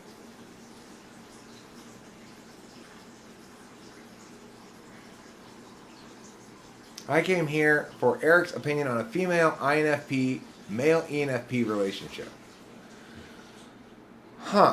Well, I think that they could last for a long time, Tatum. I think that relationship could last for a long time, because there's going to be an instant recognition that we're speaking the same language across the board, but that ultimately there's a value conflict when you get the introvert and the extrovert of the same type, because the ENFP is going to value intuition as an absolute value, and that operation, their dominant absolute value, is rendered as an operational value by the INFP, and vice versa. So it's like eventually the two parties are going to recognize that we're always speaking the same language, but you're always speaking the same language for the wrong reason. You're always prioritizing the wrong part of this as a process, and the wrong part of this as the goal. And that will, I think, in my opinion, make them ultimately incompatible over time. In the same way that an ENTP and an INTP are incompatible over time. The ENTP doesn't like the fact that it's like the INTP keeps preventing the ENTP from coming, basically. Because there's never an satisfactorily NI resolution of things that both parties go, hooray, and feel satisfied by. The NI, bum, bum, like the bell of finality of NI, is always sounds like grinding torture to an INTP or INFP in a way that is going to annoy the ENTP or ENFP, and concurrently the either strongly countervalued TE of the ENTP or the strongly countervalued FE or the less strongly countervalued FE of the ENFP is going to run afoul of the fifth slot of the INFP. They're going to be like, okay, but this FE shit is actually an absolute value, and you treating it as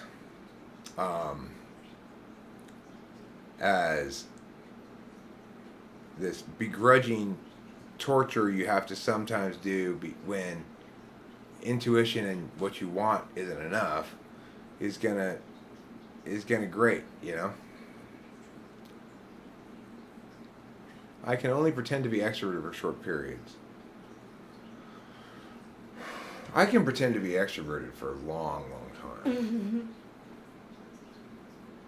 Oh, it's because I'm not pretending. It's because I actually am extroverted. I'm pretty extroverted.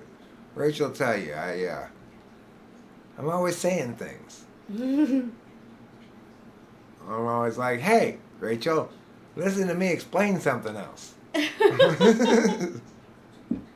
I got some more explanations for you. Oh, good, Eric. Just what I wanted. Another basket full of hot-baked explanations.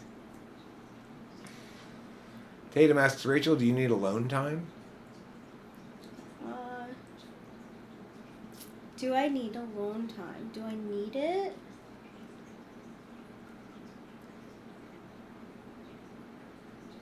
Sometimes. But I think you need it more than you were aware of, and that like the time you spend between when you go to bed and when I go to bed is important to you. You have an hour or two by yourself in there doing your own shit. I don't think you even realize it though, really. I also know that it's important for INFJs to be around people because they can be comfortable with being by themselves.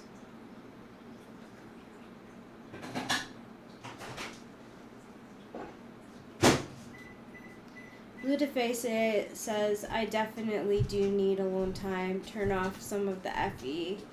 Yeah, it's important to turn off some of the FE.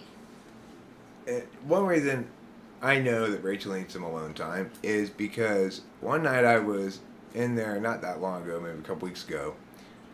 I was in bed, but Rachel had been asleep when I had come in and didn't notice me coming in. Almost always she's going to wake up and shift into awareness that I'm in the room. And I knew she didn't know I was in there because she moved around a lot more and made a lot more noises as she's just sort of settling into her sleeping area. Dramatically so. Compared against when I'm in the room and we're both going to sleep silently in kind of separate places. Like she usually gets off of the bed because she wants to be down in her squirrel bed down there. Yeah, it's cooler. I sweat at night. And, I'm very FE aware of, that I, change position very often. So, I feel bad. Oh, yeah? But see, it doesn't bother me. I expect there to be a lot of rolling around and stuff. But my rolling around and noise making probably bothers her. So she's never going to complain about it. She's always going to ask whether her rolling around is bothering me and hope maybe that I infer that my rolling around is bothering her. I don't know. The point is, she's so much more comfortable and at ease, clearly, when I'm not in the room to do whatever she feels like doing. Even though I've never said a single word about her being too movie around or anything. It's such an FE thing. it's like I care about what you have to say about my goings on.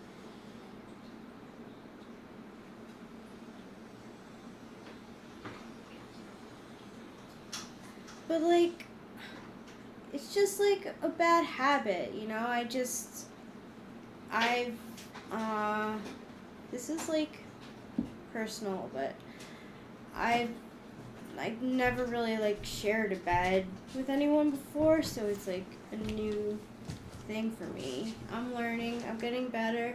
Well, it's also just super unconscious SI. Like this morning, I went in there at 11 something. She was still sleeping in somewhat. Yeah. But I already know what the answer is going to be when I go ask. I'm like, okay, do you want me to just run this errand real quick and come back and let you sleep? Or do you want to go with me? She's like 99% of the time going to say, no, I want to go with you for sure. Because conscious SE, ultra unconscious SI, 8th slot. And the same thing with my SE. I'm terrible at saying, okay, so after this we're going to do meh, and then changing my mind and not doing that. It's like, I'm terrible about that shit.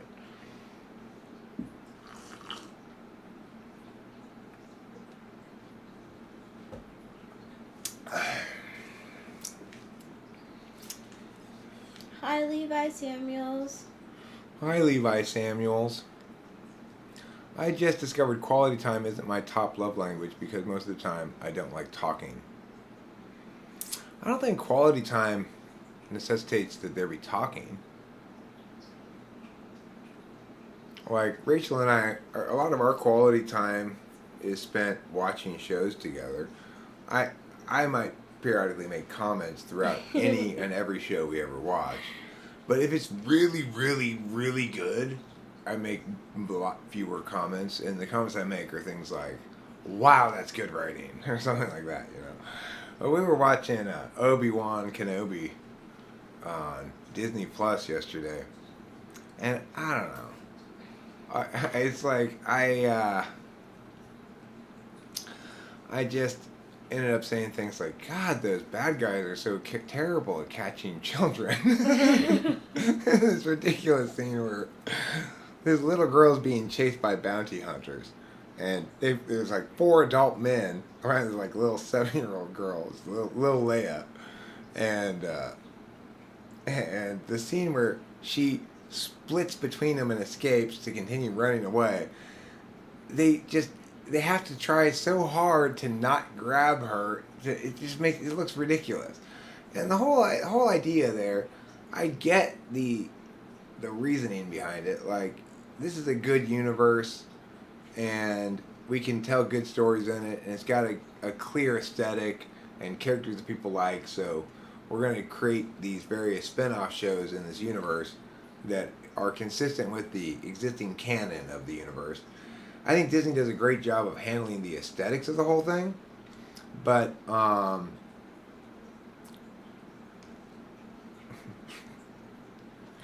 it's like COVID. Really, really slowly.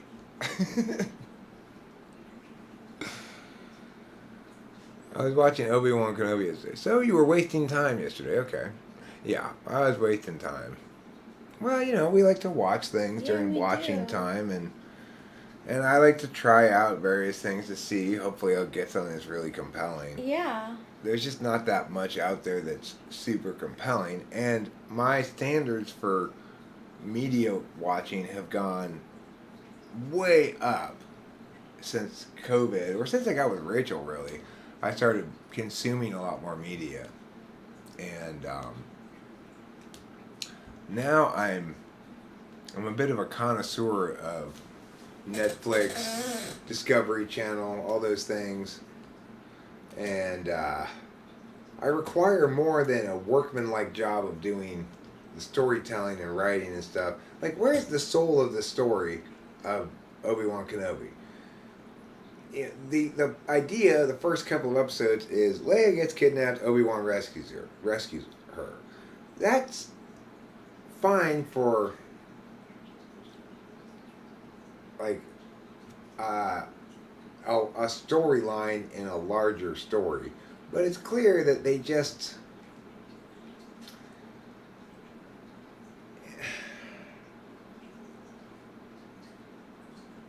they're ultimately just mailing it in, whether it's because of inability to do better or it's kind of corporate decision making or whatever. It just feels uninspired fundamentally as a story.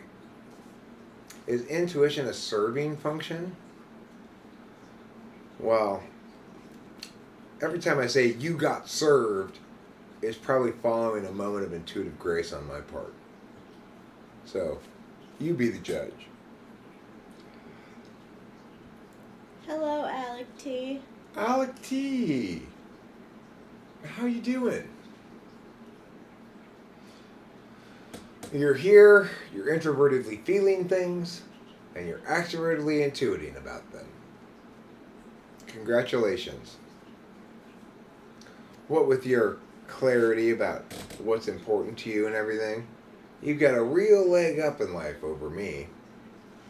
And me. Yeah.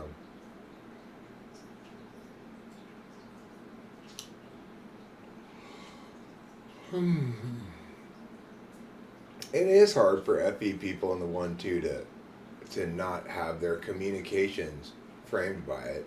Like, everybody who's got FE in the 1-2 is subject to being interrupted and giving way. Yeah.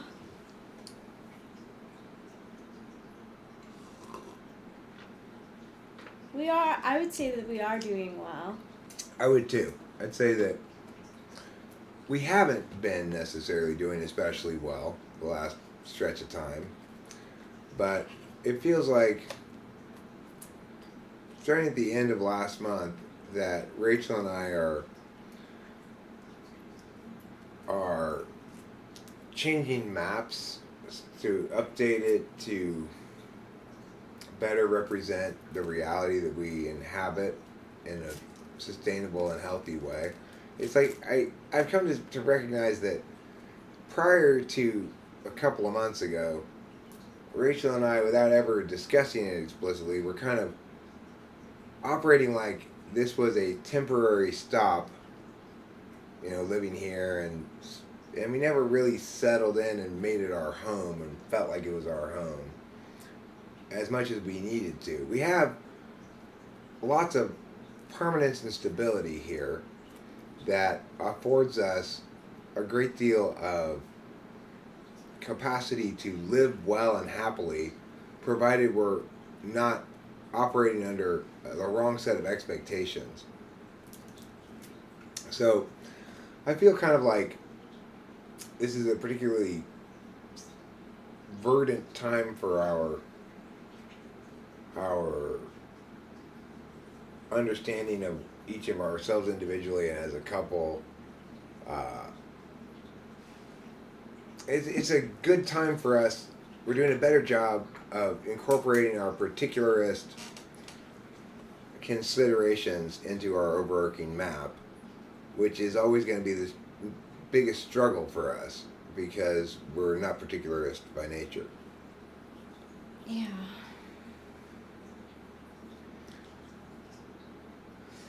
I think the right expectations are to treat this as what it is, a blessedly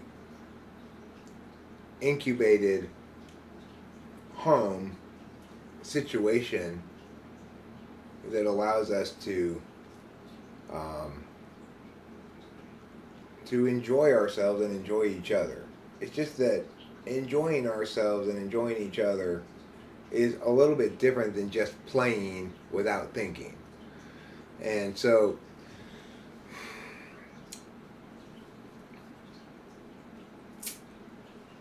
but you have to position your now in a larger frame to understand your now.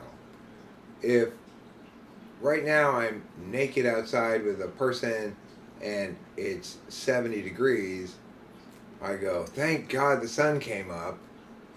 and I'm no longer practically hypothermic. Whereas if it's if you're naked and it's 70 degrees and you just got out of the shower, you say, "Let me put some clothes on before I go outside because it's going to be too cold out there." The same experience of you being naked and 70 degrees, whether or not it's freezing cold or blessedly warm, depends on what's come before it, you know? I'm talking about it like this because we've been watching Naked and Afraid, obviously. So,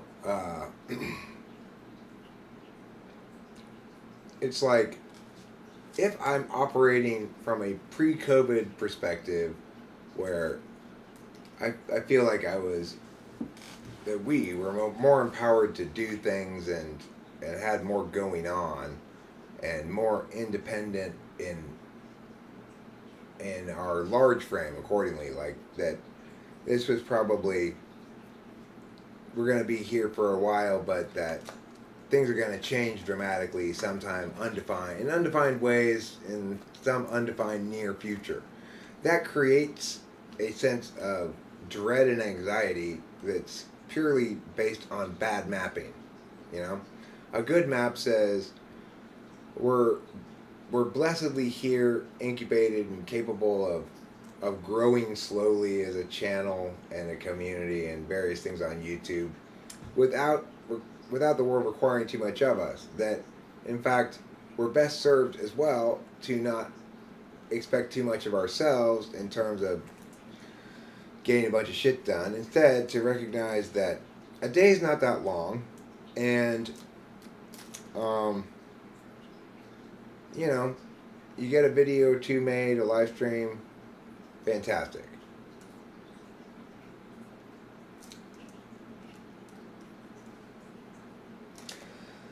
Well, I think the future was uncomfortable when I didn't have clarity about the fact that for the foreseeable future, I don't need to worry about big picture things like where I am living, where we're living, what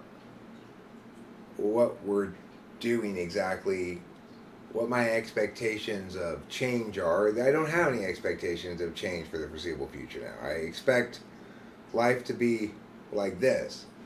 And then, as a consequence, I'm not going to be negatively surprised when it is. You know?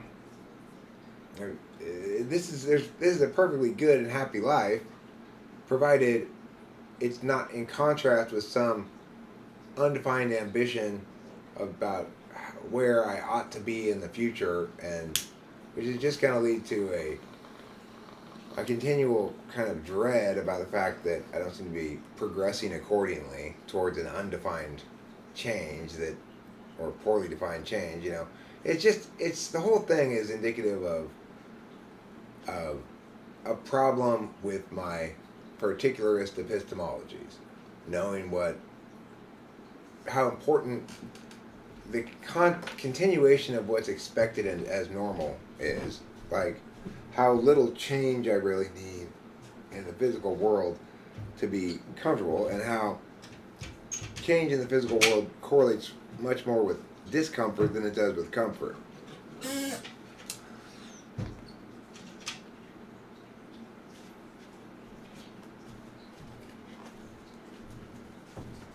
The future waits in silence. I mean, I see the future as way too noisy. Constantly clamoring to me about what it might be. You want to do some card pull? Yeah. Alright, well, I'll get that fly if I see it again. My job is to kill that fly while you do a couple card pulls. Gotta do a card pull for you. Oh, cool. Stability is desirable like equilibrium. I want it like that. Yeah, stability is desirable. And obviously, you'd like to define the stability if you had control over that. But reality tells us that a sustainable and stable now is not something that you should shit on lightly, I guess. There you go, darling. Thanks.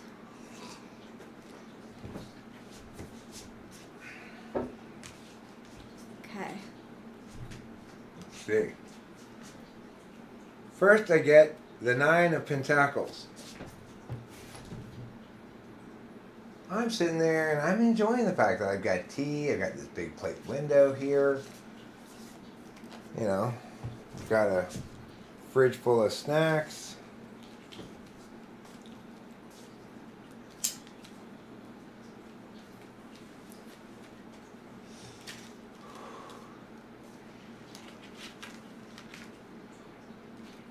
Second card, the Devil. And the Devil is 6. And the Devil is 6. And got a 7. So the Devil is basically prioritizing things that seem important now, even though they don't matter. And this one, the 8 of Pentacles, I see that guy as resting and enjoying the fact that he's already made 8 Pentacles. But I don't know if that's officially what it means or not.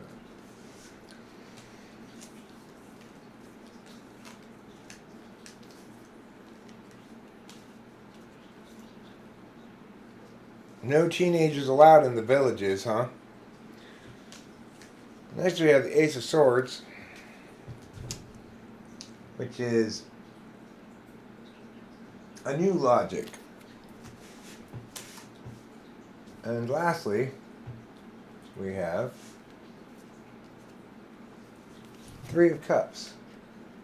Community party time kind of thing. So, I mean, I think that's exactly what's going on. Like, a recognition that our previous frame was probably a little over-prioritizing the immediate experiences and desires of the now over bigger picture things. And the bigger picture things are both comfort / it's just like prosperity related in some regard.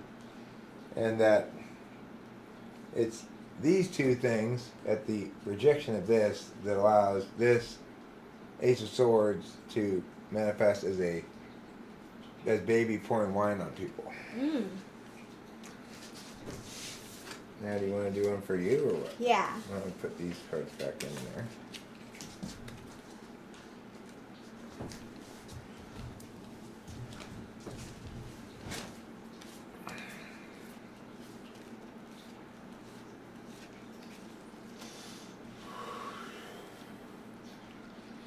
No teenagers allowed in the villages. It's for mature adults only.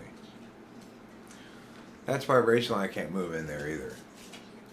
They took a long look at me and they said, metaphysically, you're at most 14, Eric. You're not allowed to move in here.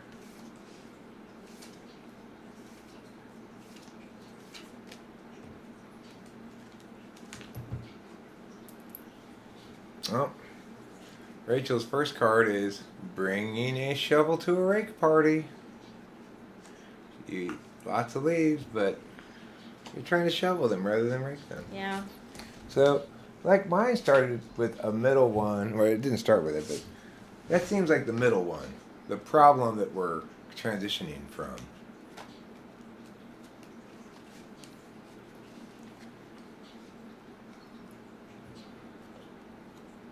And this is on one side of it is dinner with Jesus. It's like, you don't need to worry about whether you have a shovel or a rake when you're at a party with Jesus, a dinner party with Jesus. It's not a shovel. It's neither a shovel nor a rake is required of that. I think that's what's that card is saying. Then we've got this 10 of Pentacles, which is family stuff. In other words, you've got the support of both reality, reminding you that you don't have to be particularly useful to be okay, protected, loved, and permanent, you know? And the other one is saying you are protected, loved, and permanent because you're part of this family. Mm. The Hierophant represents my dad, and that he's got your back too in his own weird way. Yes. And lastly, hey, same thing I got in the same spot. This card with the cups and the fire. Yeah. That's pretty cool. Those are both good revealing readings, I think. I think so too.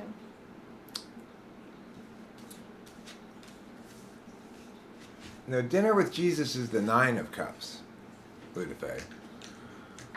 2 of Cups is what I call the soulmate card. Where does your worth originate? That's an excellent question. I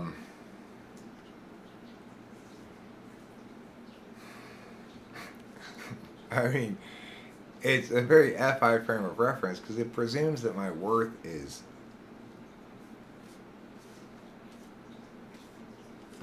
it presumes that I have worth, I guess. I guess I feel worth more when other people find me useful, but it doesn't really make that big of a difference. Like, it doesn't matter how much Jeffrey's mom tries to convince me that I'm critically important to the development of her children and what a great teacher I am and all those kind of things. It doesn't make me really feel like I have more worth. I just think, oh, that crazy woman. I can't help but like her, even though she pisses me off sometimes, because at least she does ask my opinion about things a lot. She never listens to me. She never hears me. She listens to me, but she never hears me.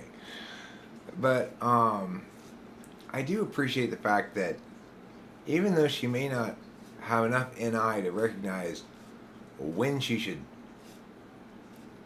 apply what I'm saying, at least she respects intuition enough to recognize that it's worth hearing what I have to say, I guess. I don't know.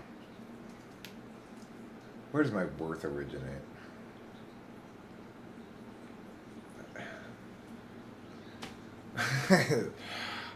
That question is absolutely fucking baffling. I have no idea how to answer that question, really. I think it comes from like multiple places too, or it can. Like some of my poor self-worth, I can say, came from like recent home events. Yeah, I mean, you know, 2 members of your family made it abundantly clear to you that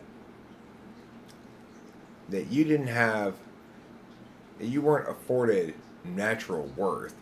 You had to continue to be worthy of being even treated like a human being sometimes, you know? Yeah. So, if you're not good in your particular epistemologies, like me and Rachel aren't, that's gonna get internalized. It's almost unavoidable.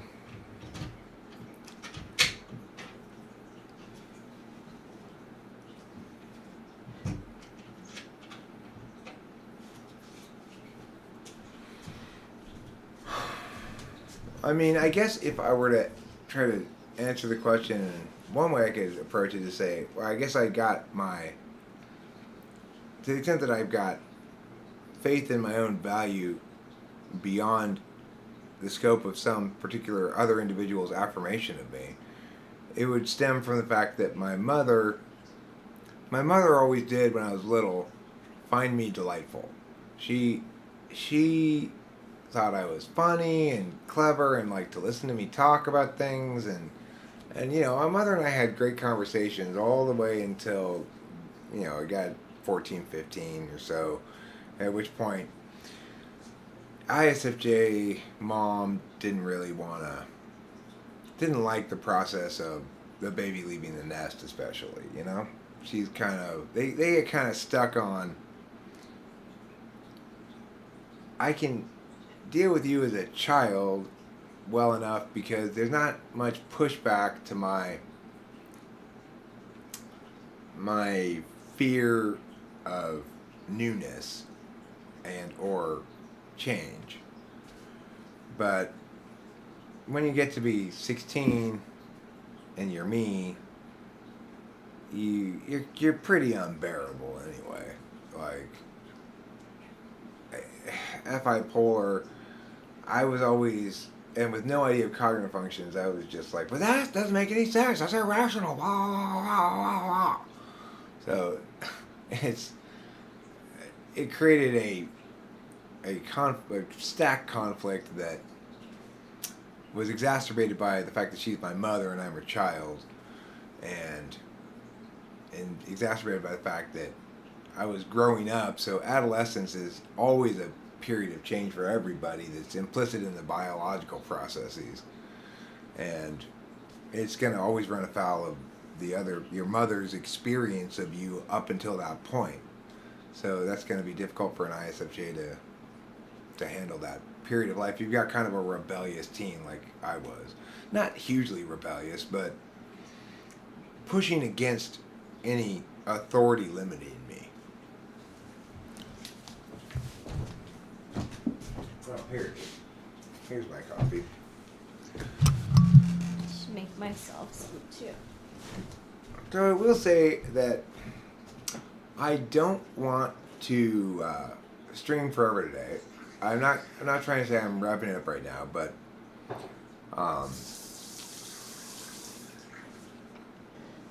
that's one of those things where the difference between being satisfied and mindlessly playing is that kind of decision making rather than seat of the pants momentuming that is more typically me. Because it's just so typically me. Meow, meow, meow, meow, meow. Something else I wanted to talk about regarding that it links to an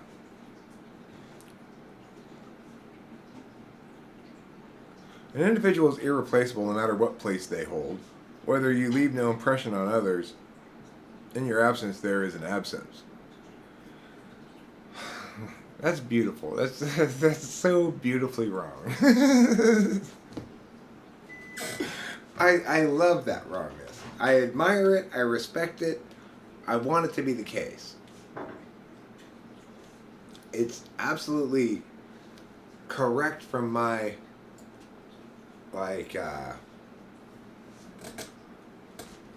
absolute values perspective that that's how I think the world should be as well, even though I don't expect it for myself.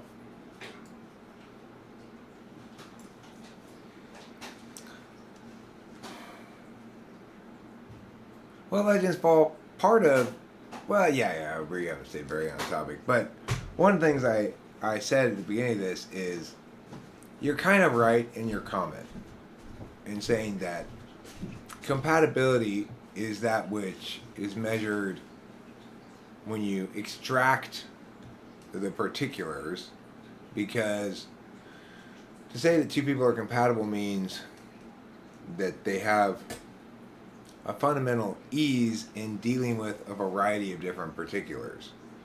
So I get what you're saying in that comment, and I agree with you more than I usually agree with comments that disagree with me. But at the same time, I guess what I'm trying to get at there is just that if you take what you're saying in that comment to its logical extension, then it doesn't matter which INFJ I get with, right? It's just like Rachel's replaceable by any other INFJ, and I'm going to have the same experience and the same relationship. But that's not the case.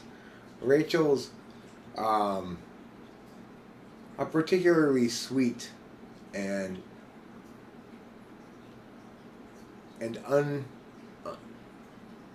unpretentious INFJ. Thank you. And it's partially because of the abuse she endured. It's like it's a sad reason to be sweet, but like having to deal with this horrible reality where people are around you who are looking to jump on your mistakes creates an unpresumptuous approach towards things that's, I mean, it's like, I love Rachel and I hate to see her suffer or feel self-doubt. But the fact that she does experience self-doubt, expresses it openly and stuff, is kind of critically important to me feeling like to remembering and knowing how much I want to protect her.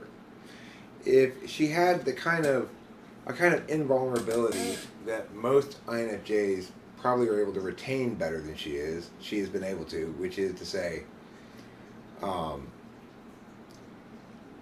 she was robbed of her ability to manage perceptions very well by people who didn't care what really happened, only cared about exercising their own sick kind of engagement with her. So it's like it robbed her of some dignity for a long time that INFJs typically can rely on to protect themselves. And both Rachel and I have had to be very honest with each other about our our not being the shiniest horses at the horse sale.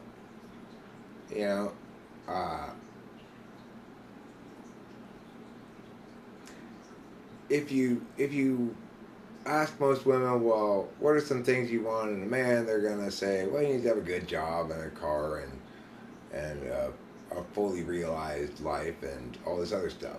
I don't really have all that stuff. I have some of it. We're living here at my dad's house.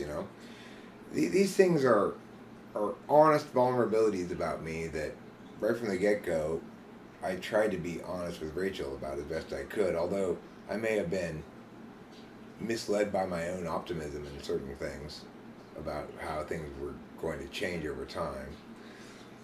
Concurrently, Rachel was honest right out the gate about her situation and what she was going through, and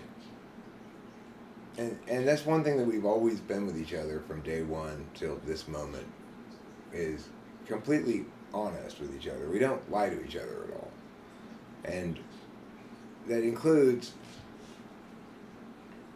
the kind of lies that I think a lot of couples tell each other, which are lies that the other person wants and that you're okay with telling. We don't tell any kind of it's like I can read the truth of Rachel's position on things before she even says anything, just by just by a slowness of responding and or facial expressions or things like that. So, and then the weird thing is, of course, because we're both so anti and opposed to our particularist epistemologies, we both presume that the other person is judging us against what they want. And that's not really the case for either of us. So, we're both prone to, for no good reason, casting some kind of aspersion on our own worth to the other person, even though our collective experience has shown we're pretty much perfect teammates. Yeah. So, the thing is, when you're perfect teammates like us, part of that team relationship is going to be directed towards each party reminding the other one that they don't need to worry about the permanence of their worth in your eyes. Like, I need to reassure Rachel periodically. She needs to reassure me that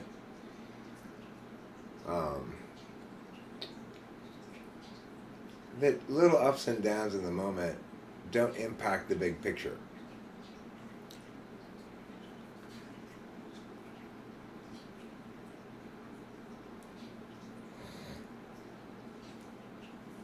am I the authority on my own experience? Well, I mean, I'm the authority on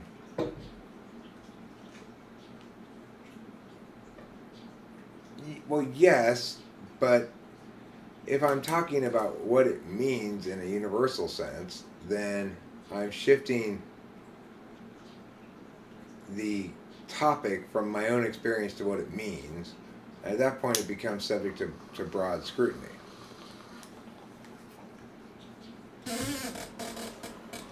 Broad scrutiny being a more fancy way of saying bikini inspector.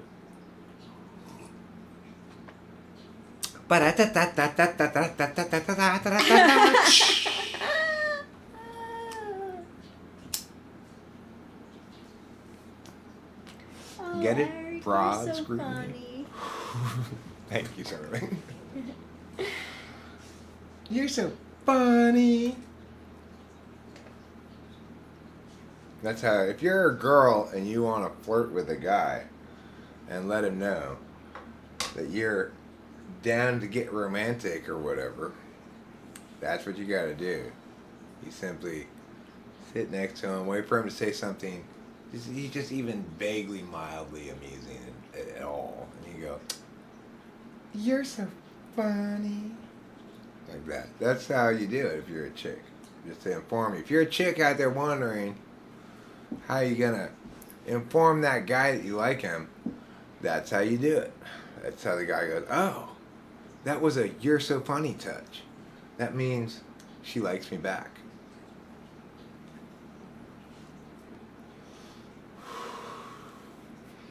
Events are outer facts, thoughts are inner events. Well, I mean, only if you're FI. Thoughts for me are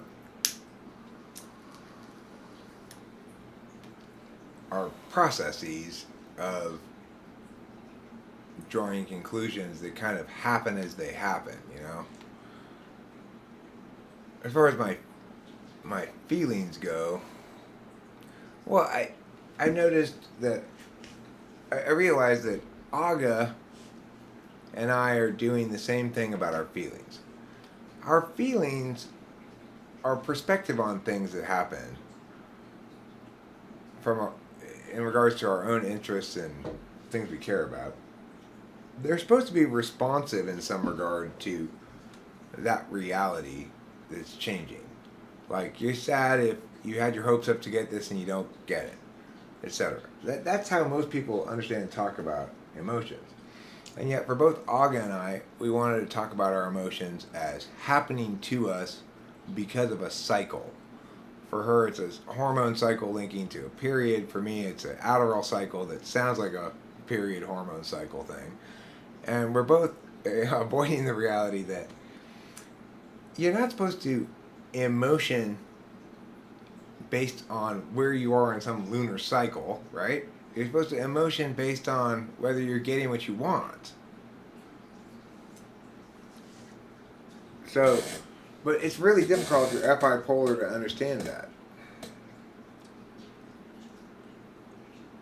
You want to just think that the emotions just happen to you. Do I sub-vocalize? What do you mean by that? I mean, what I'm doing right here, the way I'm talking things out, is exactly what's going on in my head when I'm sitting on the toilet.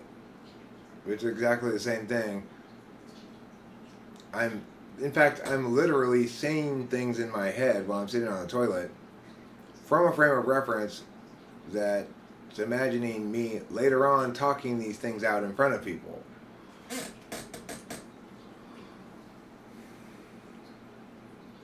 What is sunburn? Sunburn is when you get too many sun particles embedded in your skin. You're en route to Chick-fil-A while you're watching this. Well, that's good. Yeah, of course they have that. That's the case. Yeah. I talk to myself continually. There's an ongoing narrative in my head. When I'm silent in the car and Rachel and I are driving someplace, it's because I'm thinking something out that I'm planning to say later, either to Rachel or to people in general.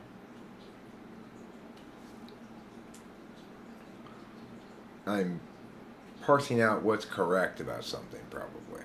Mm. Or sometimes I'm refining a joke idea. I was telling Rachel about this the other day in the car, that Mindy's Club has been fascinating in seeing how my creative processes manifest within that format and how they're changing. Like, I now understand shorts making as beginning with a concept. So, 2 nights ago, when I went to bed, one of the things that was rolling around in my head was 2 concepts for a joke or some kind of a short, which were both just puns. The first one being peach volleyball. That Tiffany thinks peaches are what you use when you play peach volleyball. And the other one being that Tiffany went to the doctor, who told her she needs to stop riding things naked or she'll get a yeast infection. But Tiffany hears the doctor say beast infection, and she assumes that if she gets one, then her horse will just emerge from her between her legs whenever she wants to ride it. And that's a good thing. So then it ended up turning into about 4, I think it was 4 shorts. The beast infection being entirely self-contained. The other, the peach volleyball one, then when I got started on it, after that first peach volleyball joke, what naturally ensued was, well, what do you think it is then, Tiffany, if it's not a peach? And of course, that the next joke follows from it. Well, it's peach colored and furry, so it must be a human head. Well, what happened to the body? I was on an obvious murder. Yeah, that's a good joke. And then she collects the Asian pear and the lemon, and keeps saying, like, now I've got 3 heads, so there's definitely a serial killer. Then Mindy says, yeah, any more murder and we'll have ourselves a fruit salad. That's good stuff, right? It follows from concept first, though. And I'm most well suited to treat it as such. To not just think, like, I'm going to go someplace and just make random shorts based on what I see and being inspired by those things I see. When we went to Smart and Final yesterday, I went in with a concept of what I wanted to do with some product. I ended up doing it with the product I originally just thought of, but it could have been done to any other product that I thought looked photogenic or whatever. It was for Tiffany to say something along the lines of what she ended up saying, which is, long before the white man, Native Americans used this brand of pickles to feed their squaws and Indian babies. It started out as an exchange between the 2 girls. One of them, Tiffany saying, no, we have to get this kind of pickle. And Mindy saying, why? And then Tiffany giving that explanation. But I cut off the first 2 bits. I just left just her saying that one sentence. Was that an improvement on it or not? Well,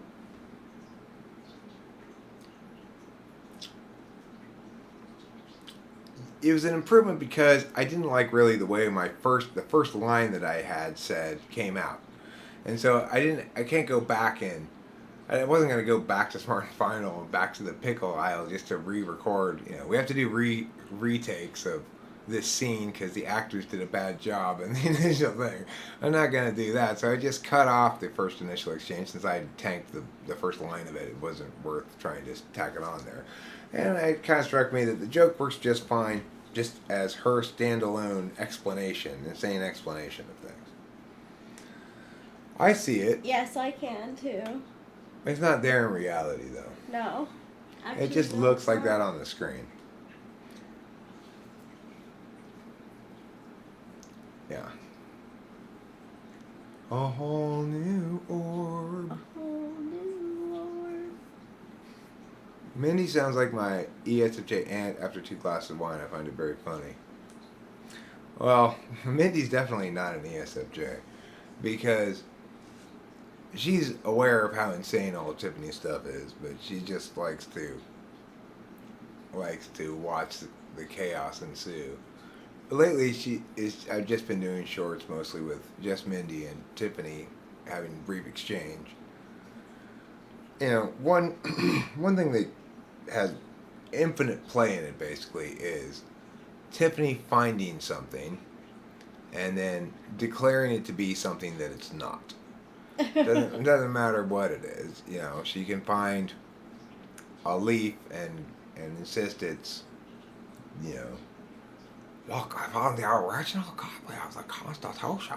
And then Mindy tries to correct her, and she says something that is funny. You know, like, you know, she had this thing this morning.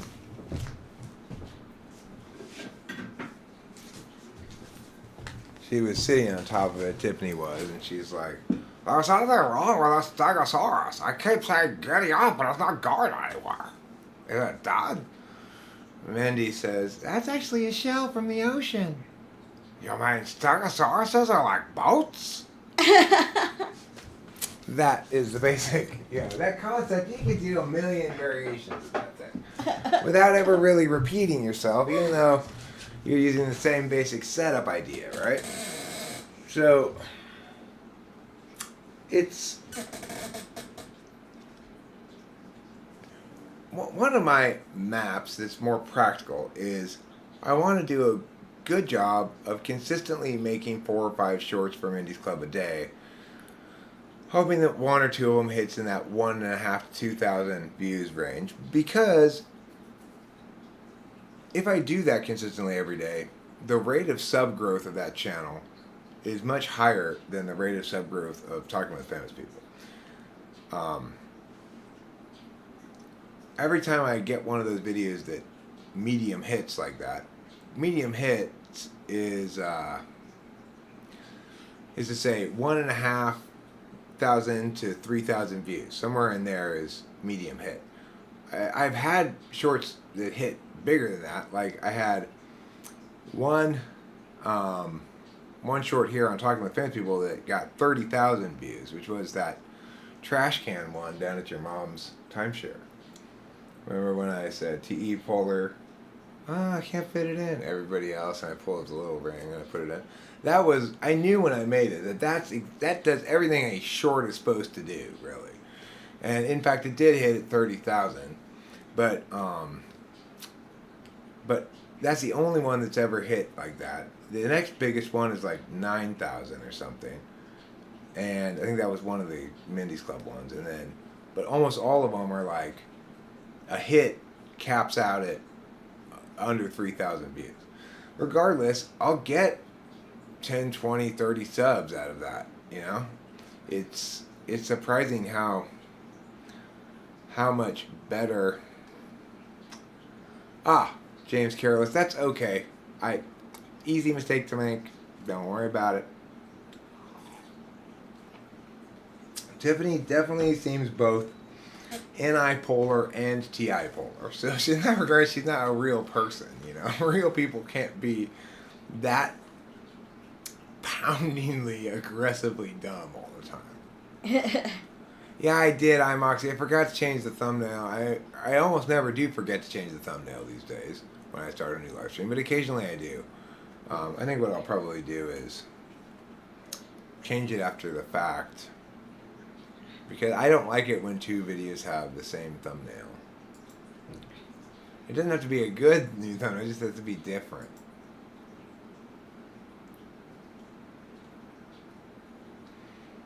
And after I say that, I'm not happy with that one, so I'm going to try again. Alright, that's better.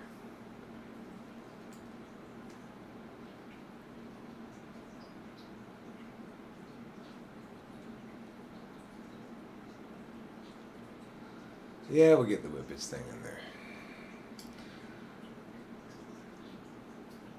Save as.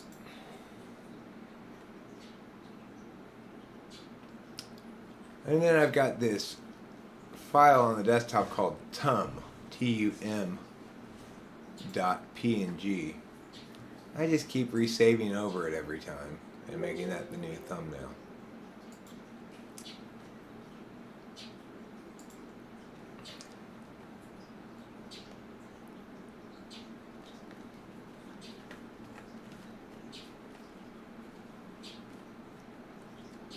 Let's see what this question is.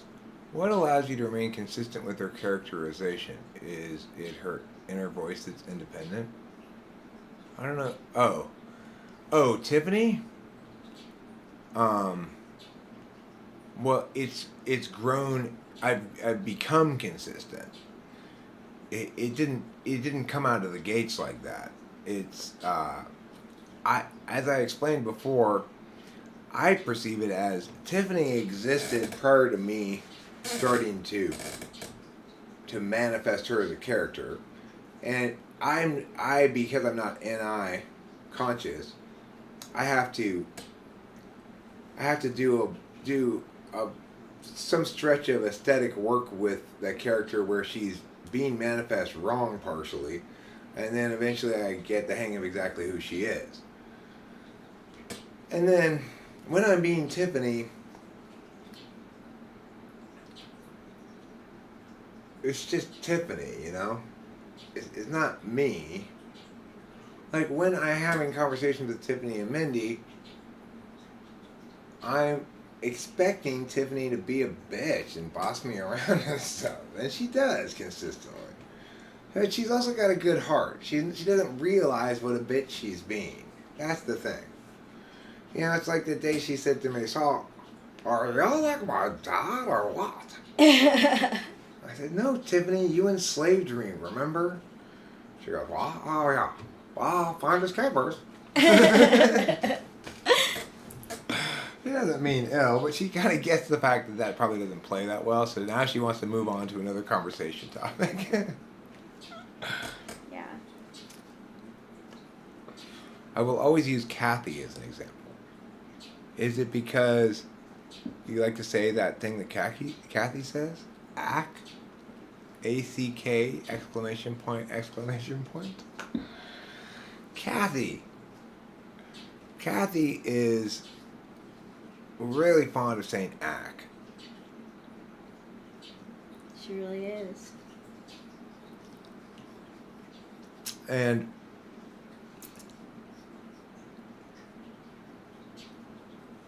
I have a lot more clarity about Mindy as a character than is ever revealed in her role in the jokings.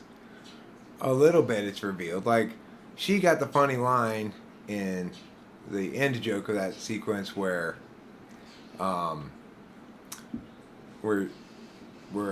Tiffany goes, "Oh, I got 3 heads." And Mindy says, "Any more murder and we'll have ourselves a fruit salad." Mm-hmm. In that instance, you get to see that Mindy's a lot more clever than Tiffany and understands things a lot better, but is happy playing the role of straight man because she's getting a kick out of Tiffany's wreckage-causing stupidity. And, you know, she'll always back it up without being wrong. So, the example of that being like, Kevin's like, "Mindy, can you talk to Tiffany and tell her I'm not a horse and my name's not Kevin, it's Randall?" And then Tiffany goes, "Of course horses have names, Kevin. That's why her name's Kevin." And Mindy says, "Well, at least she's not calling you horse." You know, it's like she's not wrong, but she's not helping at all. Yeah.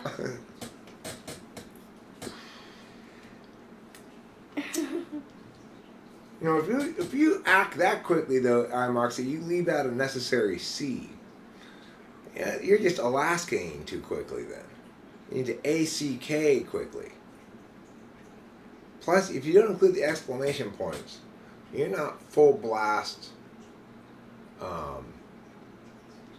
You're not full blast Kathy. No, I did not hear about Ricky Martin and his nephew. What is the story, Winston's mom? That's funny because I know about it. Wow. And I normally don't know about celebrity No. things before you do. Yeah. Somebody, I guess the nephew or maybe somebody else in the family, is saying that Ricky Martin is having sex with his nephew. Oh no. And Ricky Martin says, no, I'm not having sex with my nephew. I don't know what's correct. Did I gist it adequately, Winston's mom? I think that's the gist of it, Oof. right?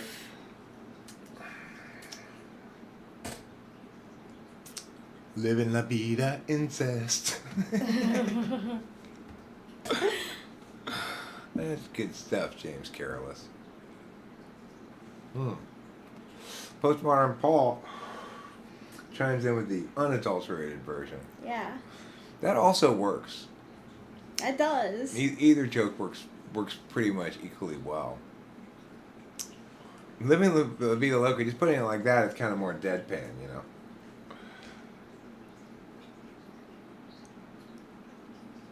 Yes, and apparently his nephew has a restraining order because after the breakup, Ricky didn't stop trying to contact the nephew.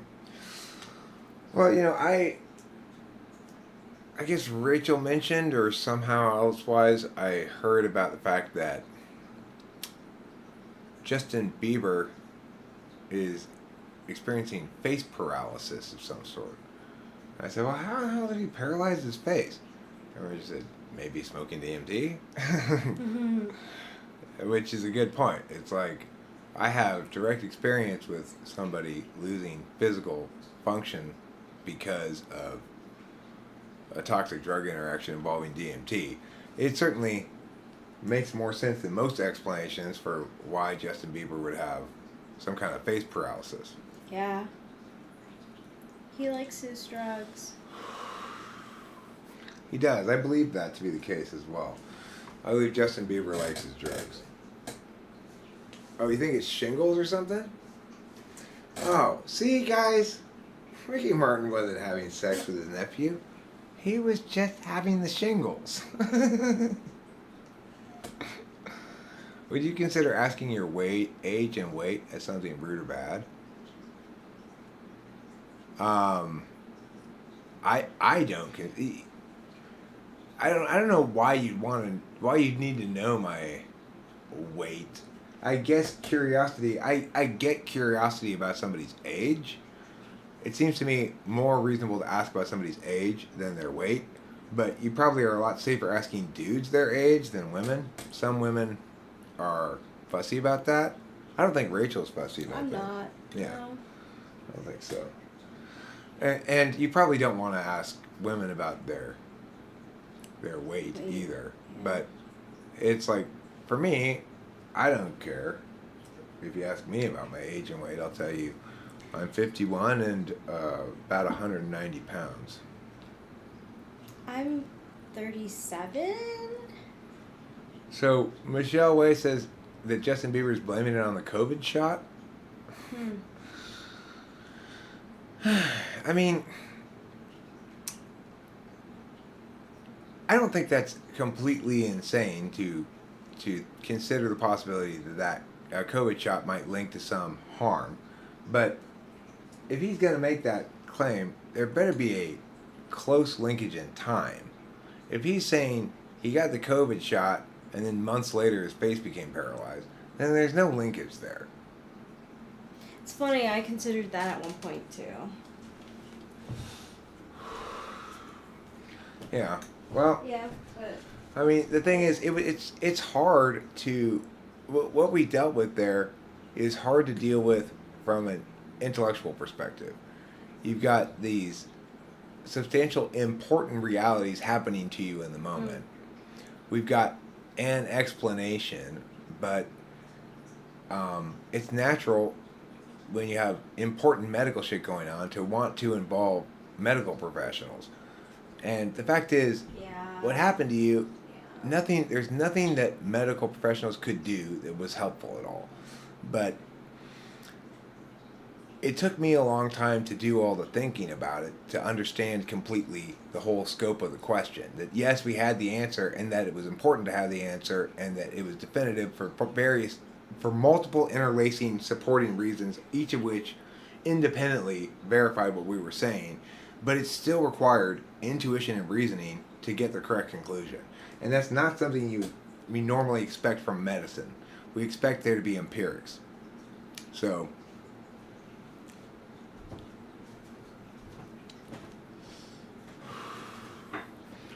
what do you think about a business utilizing COVID to give an excuse for lack of work?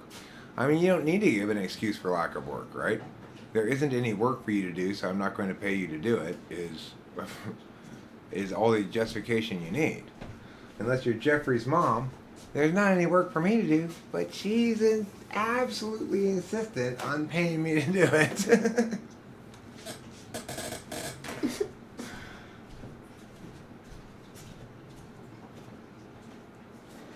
I mean, it is the case that when COVID first hit, I was expecting to go to Tennessee for middle school TOC. I think Jeffrey was too, who's here right now, and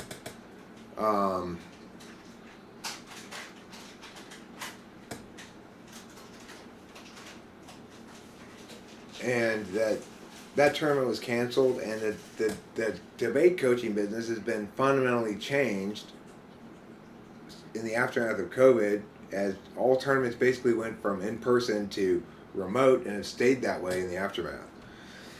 What do I think of the high gun violence rates in the U.S.? I mean, when you say high gun violence rates, do you mean compared to other countries, or do you mean experientially so? Because it's not experientially so for most people. They're never going to encounter anything linking to gun violence at all. So it's not so much a matter of you could say we have incredibly low gun violence rates considering the amount of guns we have in the country. With 300 million guns in the country, the amount of instances of harms linking to guns is very low. I mean, even though guns are explicitly made to kill people, we have fewer deaths ensuing from them than from cars. So, you know, the other thing is there's a problem with failing to articulate the benefits of having a lot of guns. The benefit, and the reason it's difficult to articulate, is because the benefit of having a lot of guns is that people who like guns get to do what they want. And people don't think that counts as a benefit. But of course, quality of life is half of the equation. Just as sanctity of life is half the equation, quality of life is half the equation. People who get fixated on sanctity of life arguments forget that if you want to advocate in favor of gun restriction in some regard, you're guaranteeing quality of life harms on speculative sanctity of life benefits that have yet to ever ensue from gun control legislation. So it's a difficult question to answer in the absence of an advocacy one way or the other, you know? I have a good TE question. How would I solve obesity? I wouldn't, because I'm not obese. It's not equivalent to plastics in the ocean. Not at all. Because only an individual can ever be obese, whereas everybody has to acknowledge that there's a lot of plastic in the ocean and that it harms the ecosystem's health. Huge difference. Those are not correlates at all. I mean, corollaries.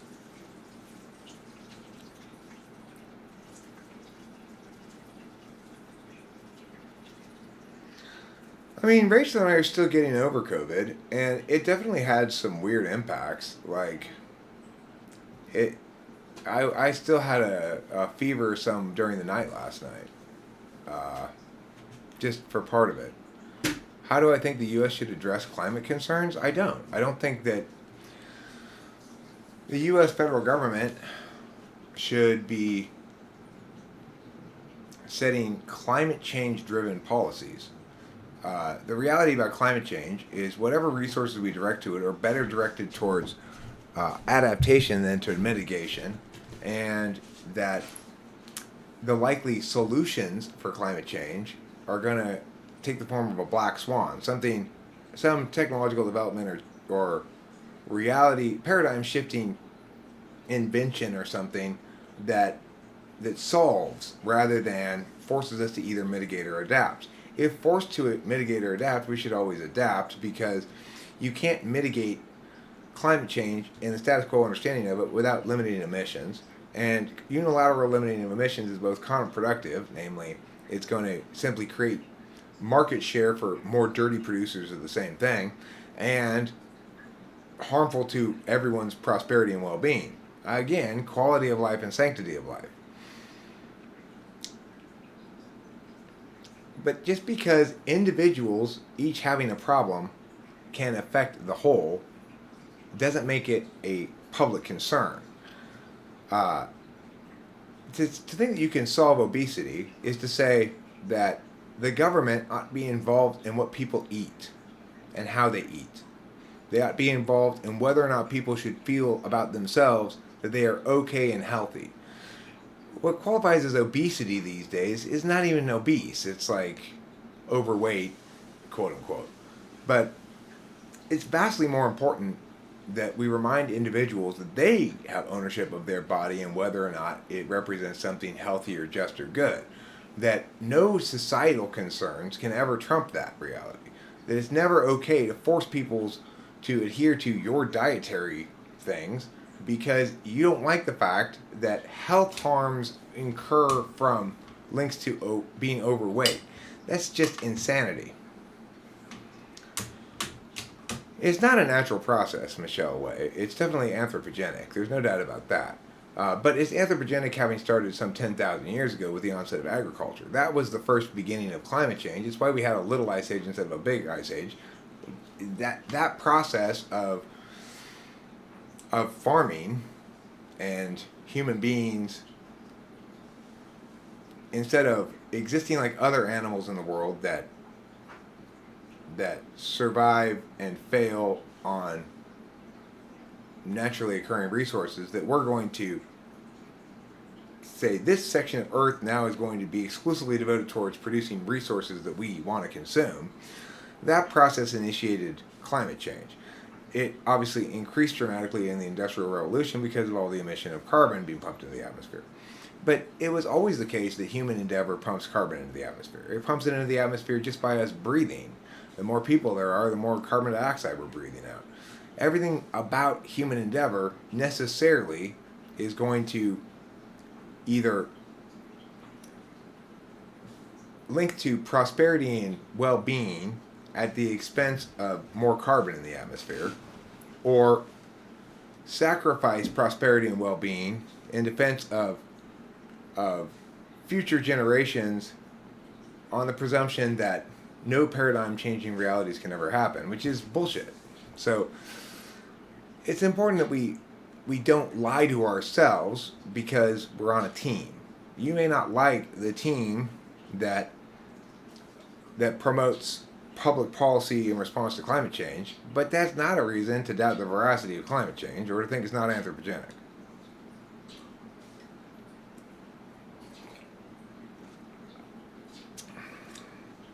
Obesity in poor countries. Oh, I'm Moxie. So are we, the U.S., going to dictate now to poor countries how their public policy about obesity should be?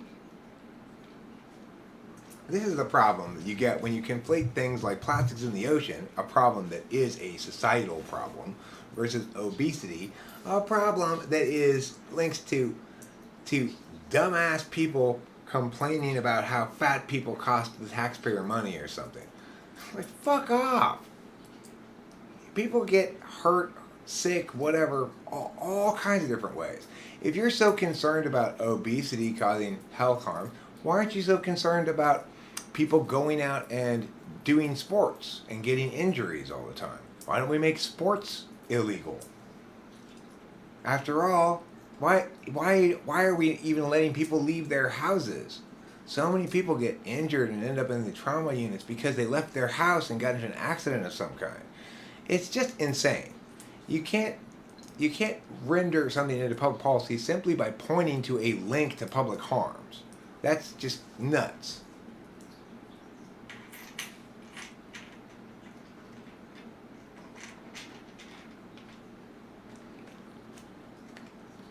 You've got to allow various parties to have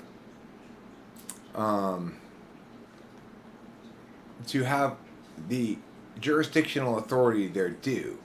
It's like individuals have agency and the according onus of responsibilities associated with that. Being obese is not a disease, though. The fact that some people call it a disease is an example of how important it is to use language well so we don't do that kind of stupid ass shit. Alcoholism's also not a disease. It's like,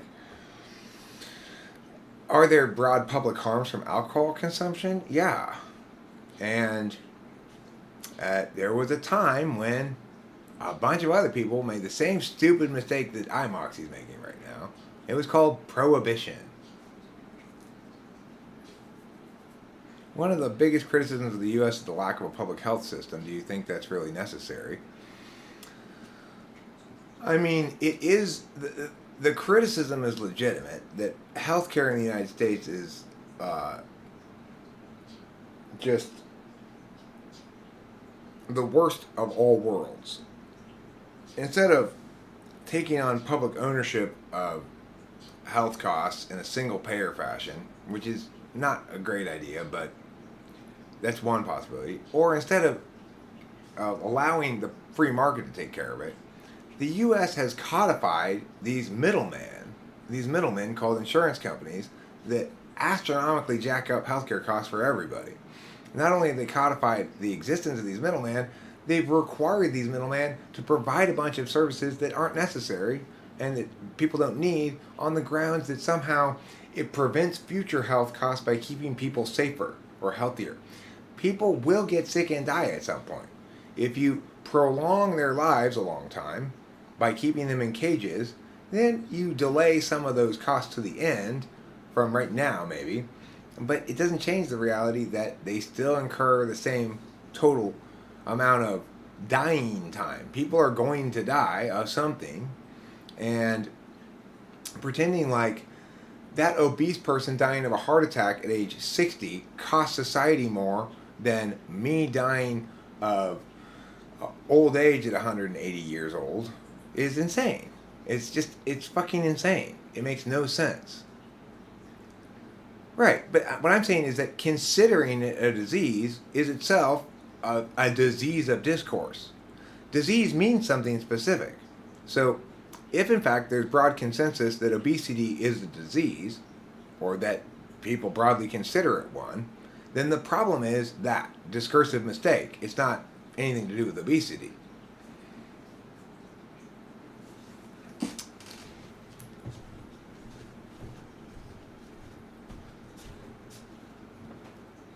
Yeah, preventative medicine and stuff like, we need to quit smoking programs and healthy heart and encourage exercise and all that shit. Why don't you just worry about your own shit?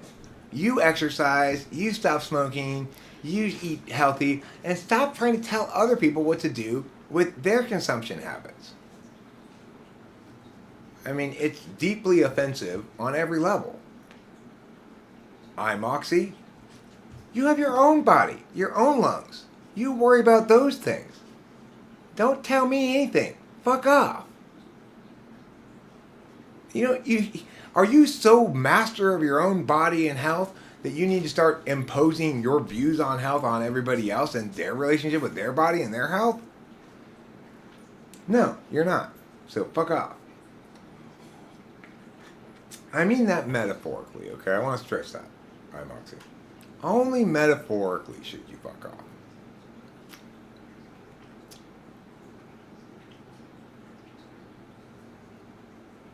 Yeah, it's like what they said, everybody needs to read The Giver, this children's book that they often assign in school. I taught it when I was teaching 5th grade. And, you know, the kid and the giver have this conversation. Well, what if people make wrong choices? Well, that's why we don't let them make choices anymore. You know, all you're doing is giving one wrong choice maker authority over other people's ability to make choices.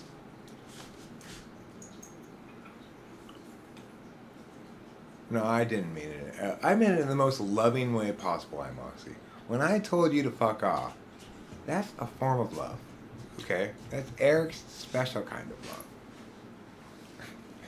Eric's extremely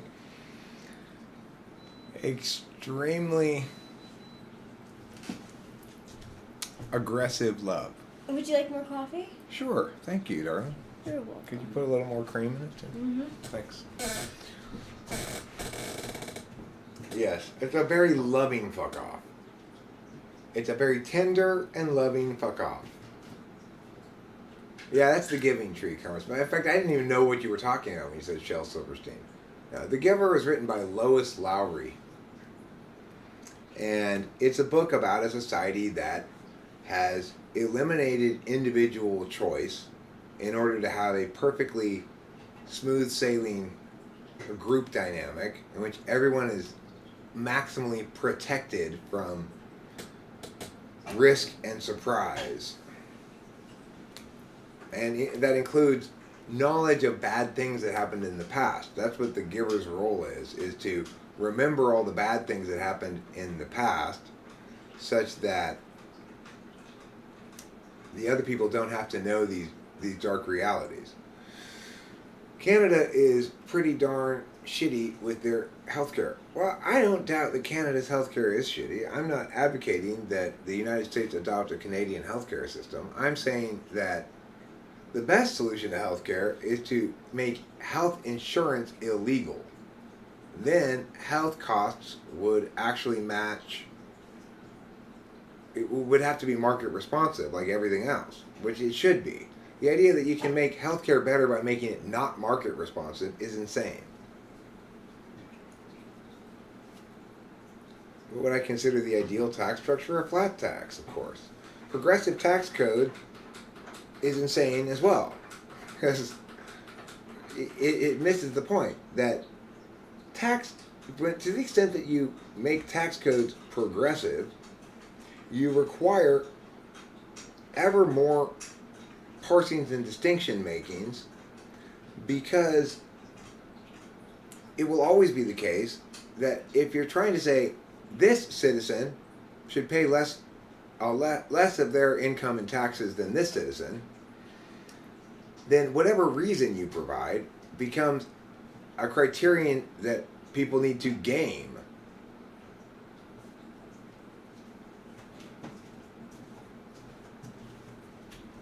I don't think any country currently has a flat tax. Mostly we've got progressive taxation across the world. Sorry.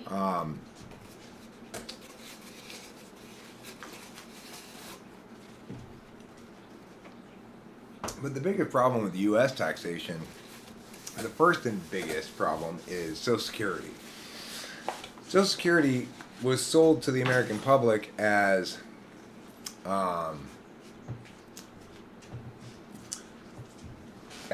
mandatory retirement program that you pay into during your working life, and that pays you after you retire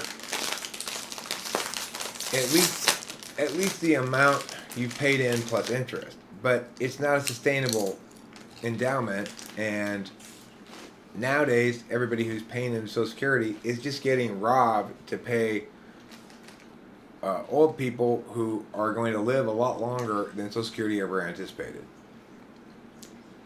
So what we have is working Americans, by and large, giving up a substantial chunk of income to Social Security and it not ever being referred to or considered a tax.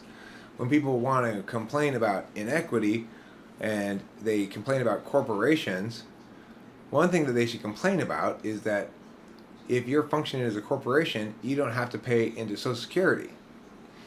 Granted, presumably you don't get anything back at the end either, but remember, you're not going to anyway, because the financials of that system aren't going to work for anybody who's under 50 years old right now.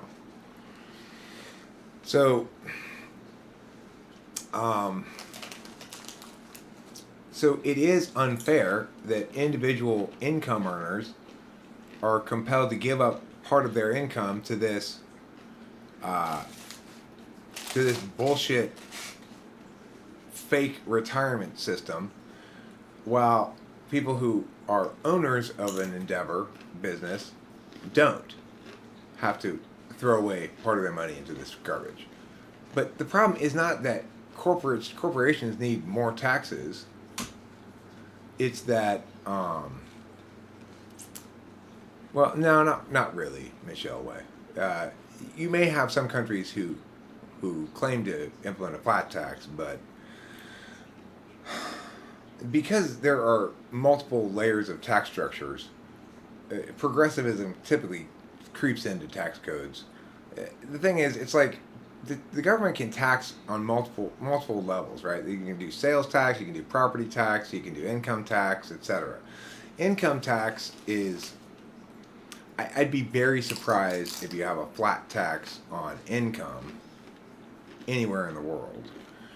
But the reason is because the best taxes aren't income taxes. You have a flat sales tax, a national sales tax, and that would be the least negatively impactful towards economic processes. I mean, I think it's insane. A net worth tax. It's like the maximally retarded version of a capital gains tax. It's fundamentally wrong, because once you earned money and paid taxes on it, you should never have to pay taxes on that money again. If I'm a salary earner and I bring home whatever amount of money a month, and I've paid taxes to the federal government on it. Now, if I use that money to buy just food, then I don't pay any more taxes on it. If instead I do the useful and rewarding thing of investing in something to enable prosperity to broaden, and I'm rewarded accordingly when that investment pays off, I should not have to pay taxes on that gain, because nobody would have deferred the loss had my investment not paid off. And I've already paid taxes on that money. The fact that I used it to generate more money. Okay, Greenland, for example, has a flat tax, and at 45%, it is one of the world's highest taxes. Yeah, so when I say we should have a flat tax, that doesn't mean any flat tax is better than the current status quo. Okay? 45% is fucking insane. There's zero reason to imagine that individuals are half responsible for community. Half of their total income needs to be given to community wealth. Community wealth can and should only ever serve community interests. And stuff that's legitimately considered a community or public interest is never going to comprise more than 10% of the total interested activity of a community.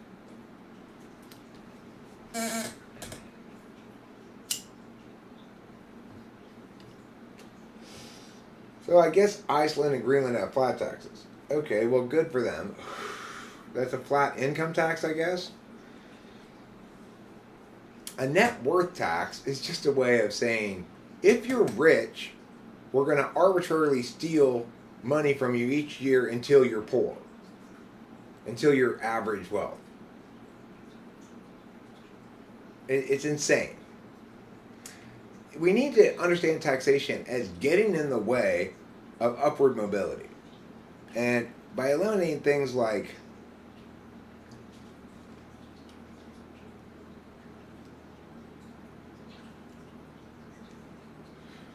Washington does a pretty good job then of managing state taxes. And by and large, state taxes are pretty low compared to federal taxes and local taxes. Local taxes including property taxes, right? So in the United States, no matter what state you live in, including California, a stark minority of your tax burden it goes to the state. And California is not good about state taxes, but even so, it's much less burdensome than federal taxes or local. Ideally, you have a Nevada kind of situation where you don't have any state income tax, and I don't believe they even have a state sales tax, but they might. They have a lot of taxes for people who stay in hotel rooms in Nevada, occupancy taxes for out-of-state people.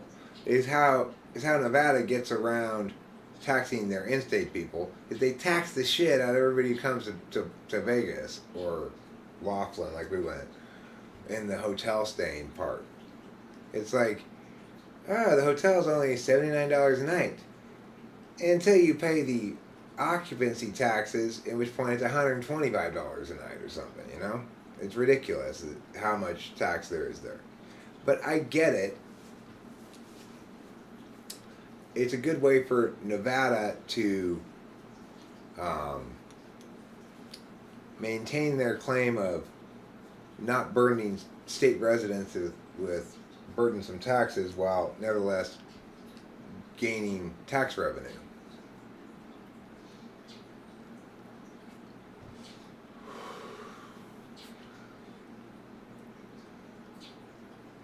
Eric, if you have to pay tax for your beard, would you pay it?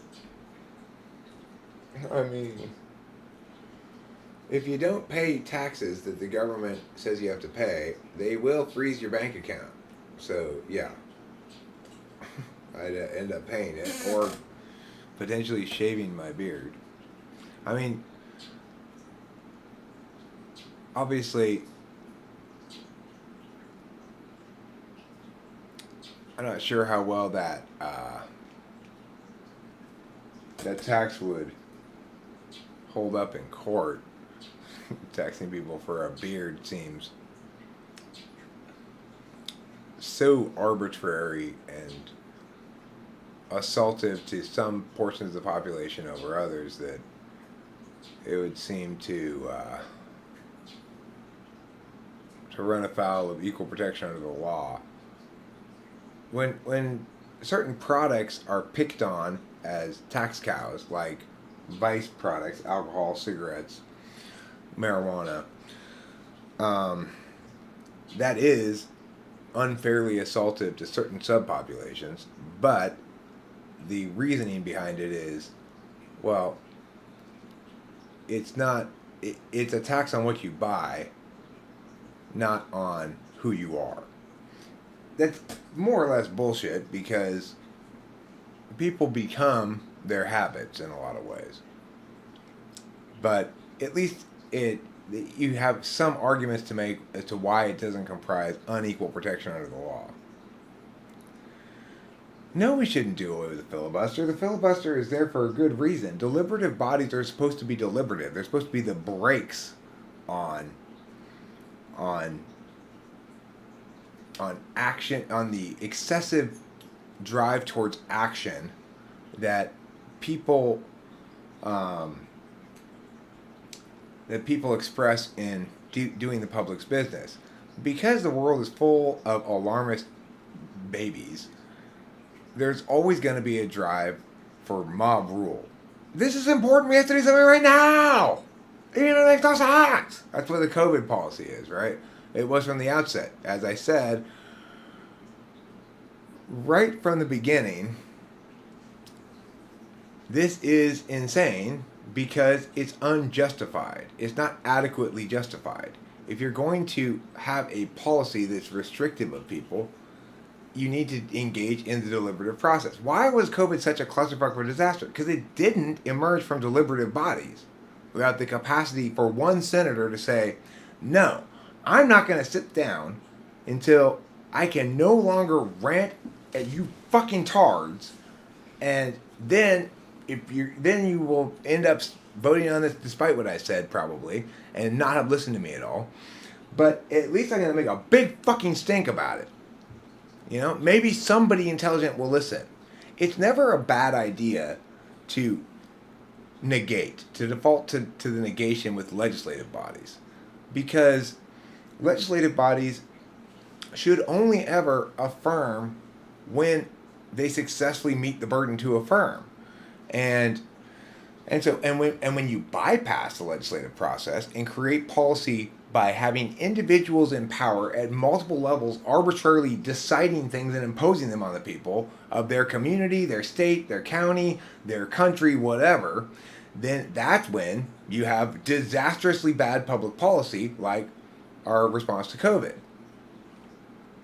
Because you avoided the process that guarantees we don't do stupid shit. One that says things need to be deliberated out in full before we choose to take action as a group. It doesn't mean there are never emergencies that require some sort of executive decision, but emergencies have to be very constrained in terms of time frame, or else they're no longer emerging. Anyone else see that blip?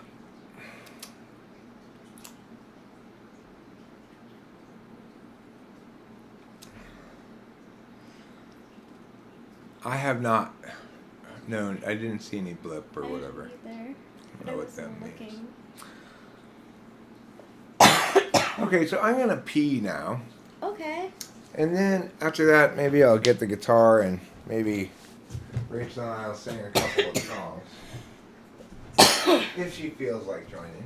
And we might sing "Gregory in Disguise" and "Cloudy Day," and then maybe call it a stream.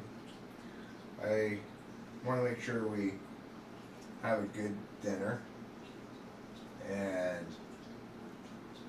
maybe when it cools down a little bit, make a couple of shorts, or otherwise step back from writing of momentum of the now.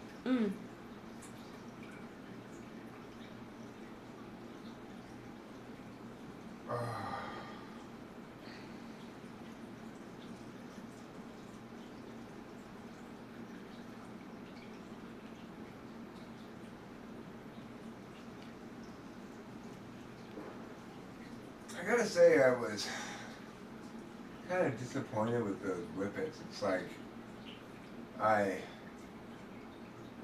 managed to finish all of them without ever really going, satisfying. I don't know. I know that feeling. I don't know how or why that happens, but it's like I forget to pay attention to the fact that I'm doing them when I'm doing them or something. I don't know. I was paying attention and I barely felt anything. Huh. Well, I don't know. It's like I also recognize that if I do whippets wrong, then I'll do it a little bit too much, and then I'll like tap out and feel wrung out by that reality. It's a tricky drug to do right, you know, to enjoy properly. Yeah, it is.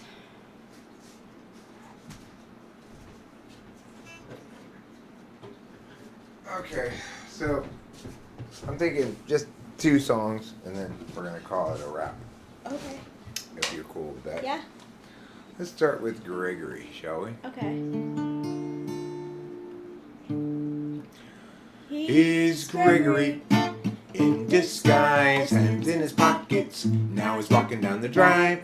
Up puts his eyes. He doesn't want you guys to realize that he's Gregory in disguise, hands in his pockets. Now he's walking down the drive. Up puts his eyes. He doesn't want you guys to realize that he's Gregory in disguise.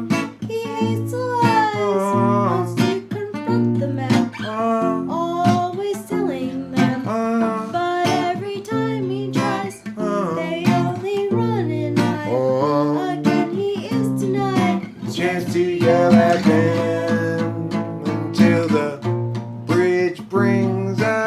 to approach. Sneakily, he'll try to encroach up on the guilty. Then perhaps he'll get the chance to yell at them. He's Gregory in disguise, hands in his pockets. Now he's walking down the drive. I burst his eyes. He doesn't want you guys to realize that he's Gregory in disguise, hands in his pockets. Now he's walking down the drive. I burst his eyes. He doesn't want you guys to realize that he's Gregory in disguise. He hates the lies. Confront the man. Always telling them. But every time he tries, they only run and hide. Again he is denied The chance to yell at them.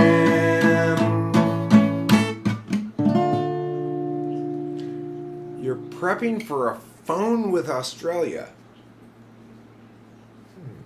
You and Australia are going to co-own a phone? You're going to go in together on an old landline? That's strange. Oh yeah, I do like that song a lot, Karma's Show. That's a good idea. Let's play that song. I'm going to revisit my statement that we're just going to play 2 songs. Because Karma's Pimp makes a very good point.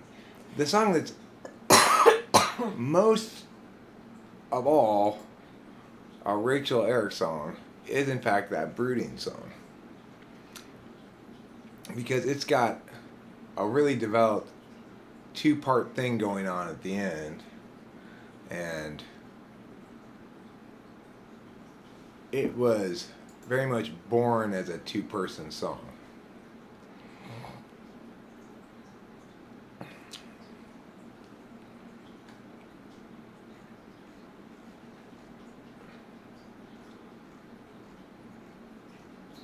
In this particular instance, Karma's Pimp, I would like to solicit the services of your karmic whore. So, turns out you're well named after all.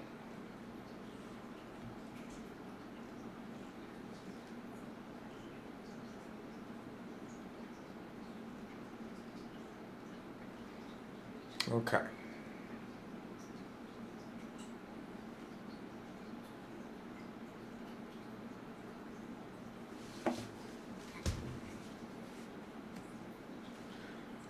I'm going to make this smaller. I'm going to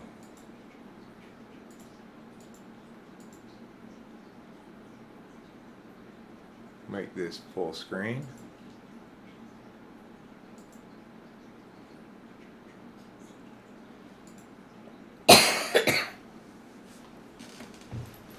All right. Just brooding here won't do any good, but brooding's more and more my style. I seek the true ways of standing where we stood, 'cause I've been stuck here a while.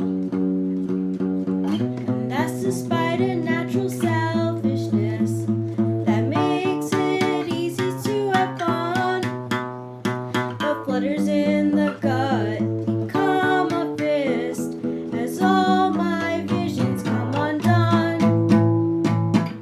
I tried to stream, distract, and dream the afternoon away, but heavy new realities bear down on every day, and For a bit I am out of it, I'm out of it, still unsaid. still unsaid. Still I need get out of me Need get out of what's me, inside my head. stuff inside of my Seems like everybody's so sensitive and ready to just get mad. I seek the civil ways of living like a kid, 'cause who wants to be the dad? Have we lost our sense of scope and scale? Our capacity to laugh? The sense to know when not to wail, and how to tip the golden calf?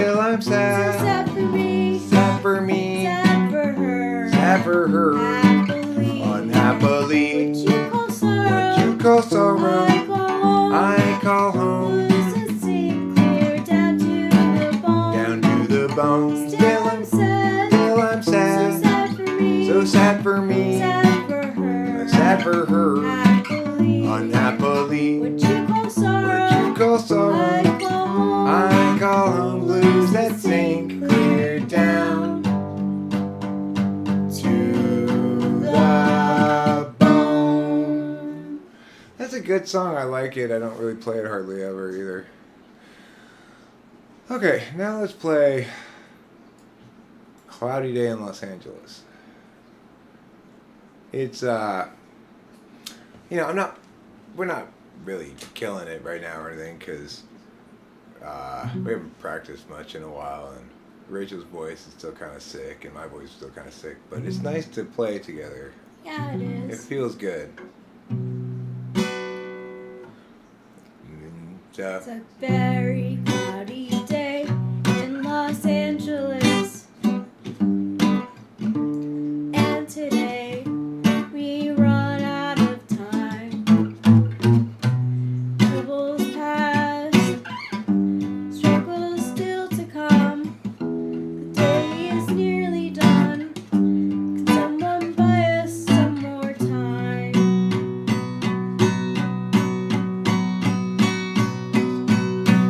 Cloudy day In Los Angeles,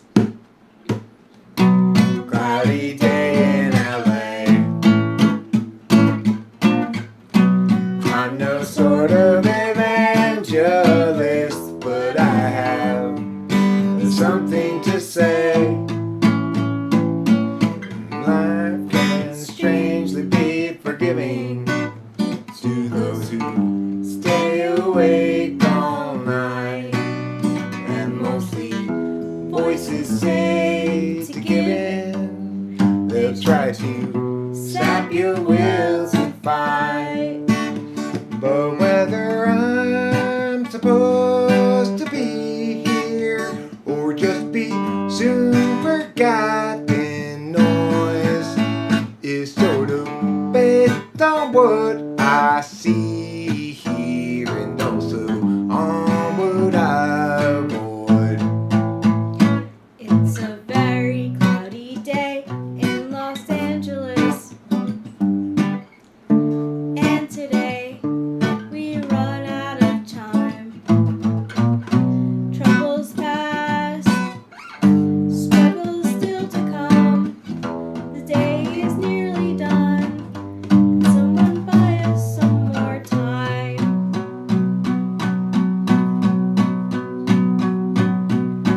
Cloudy day in Los Angeles, cloudy day in LA.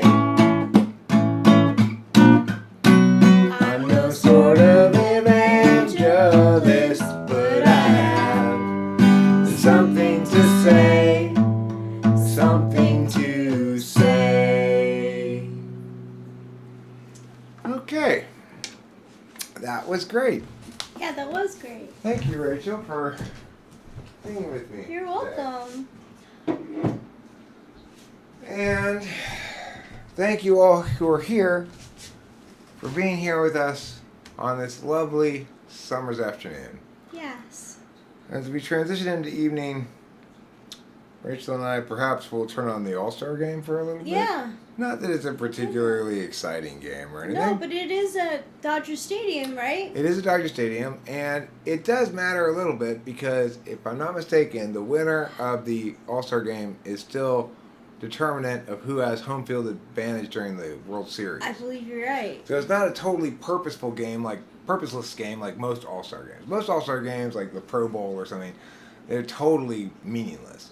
This actually has some impact, So that's one thing I like about the All-Star game as they do it in baseball, is that at least it has some impact on other things in the season besides just being a exhibition show, It makes the players try a little bit rather than just be totally screwing around. Yeah. All right, so anyway, maybe we're going to watch a bit of the All-Star game. Yeah, that'd be nice. Maybe we'll barbecue some hamburgers. And who knows?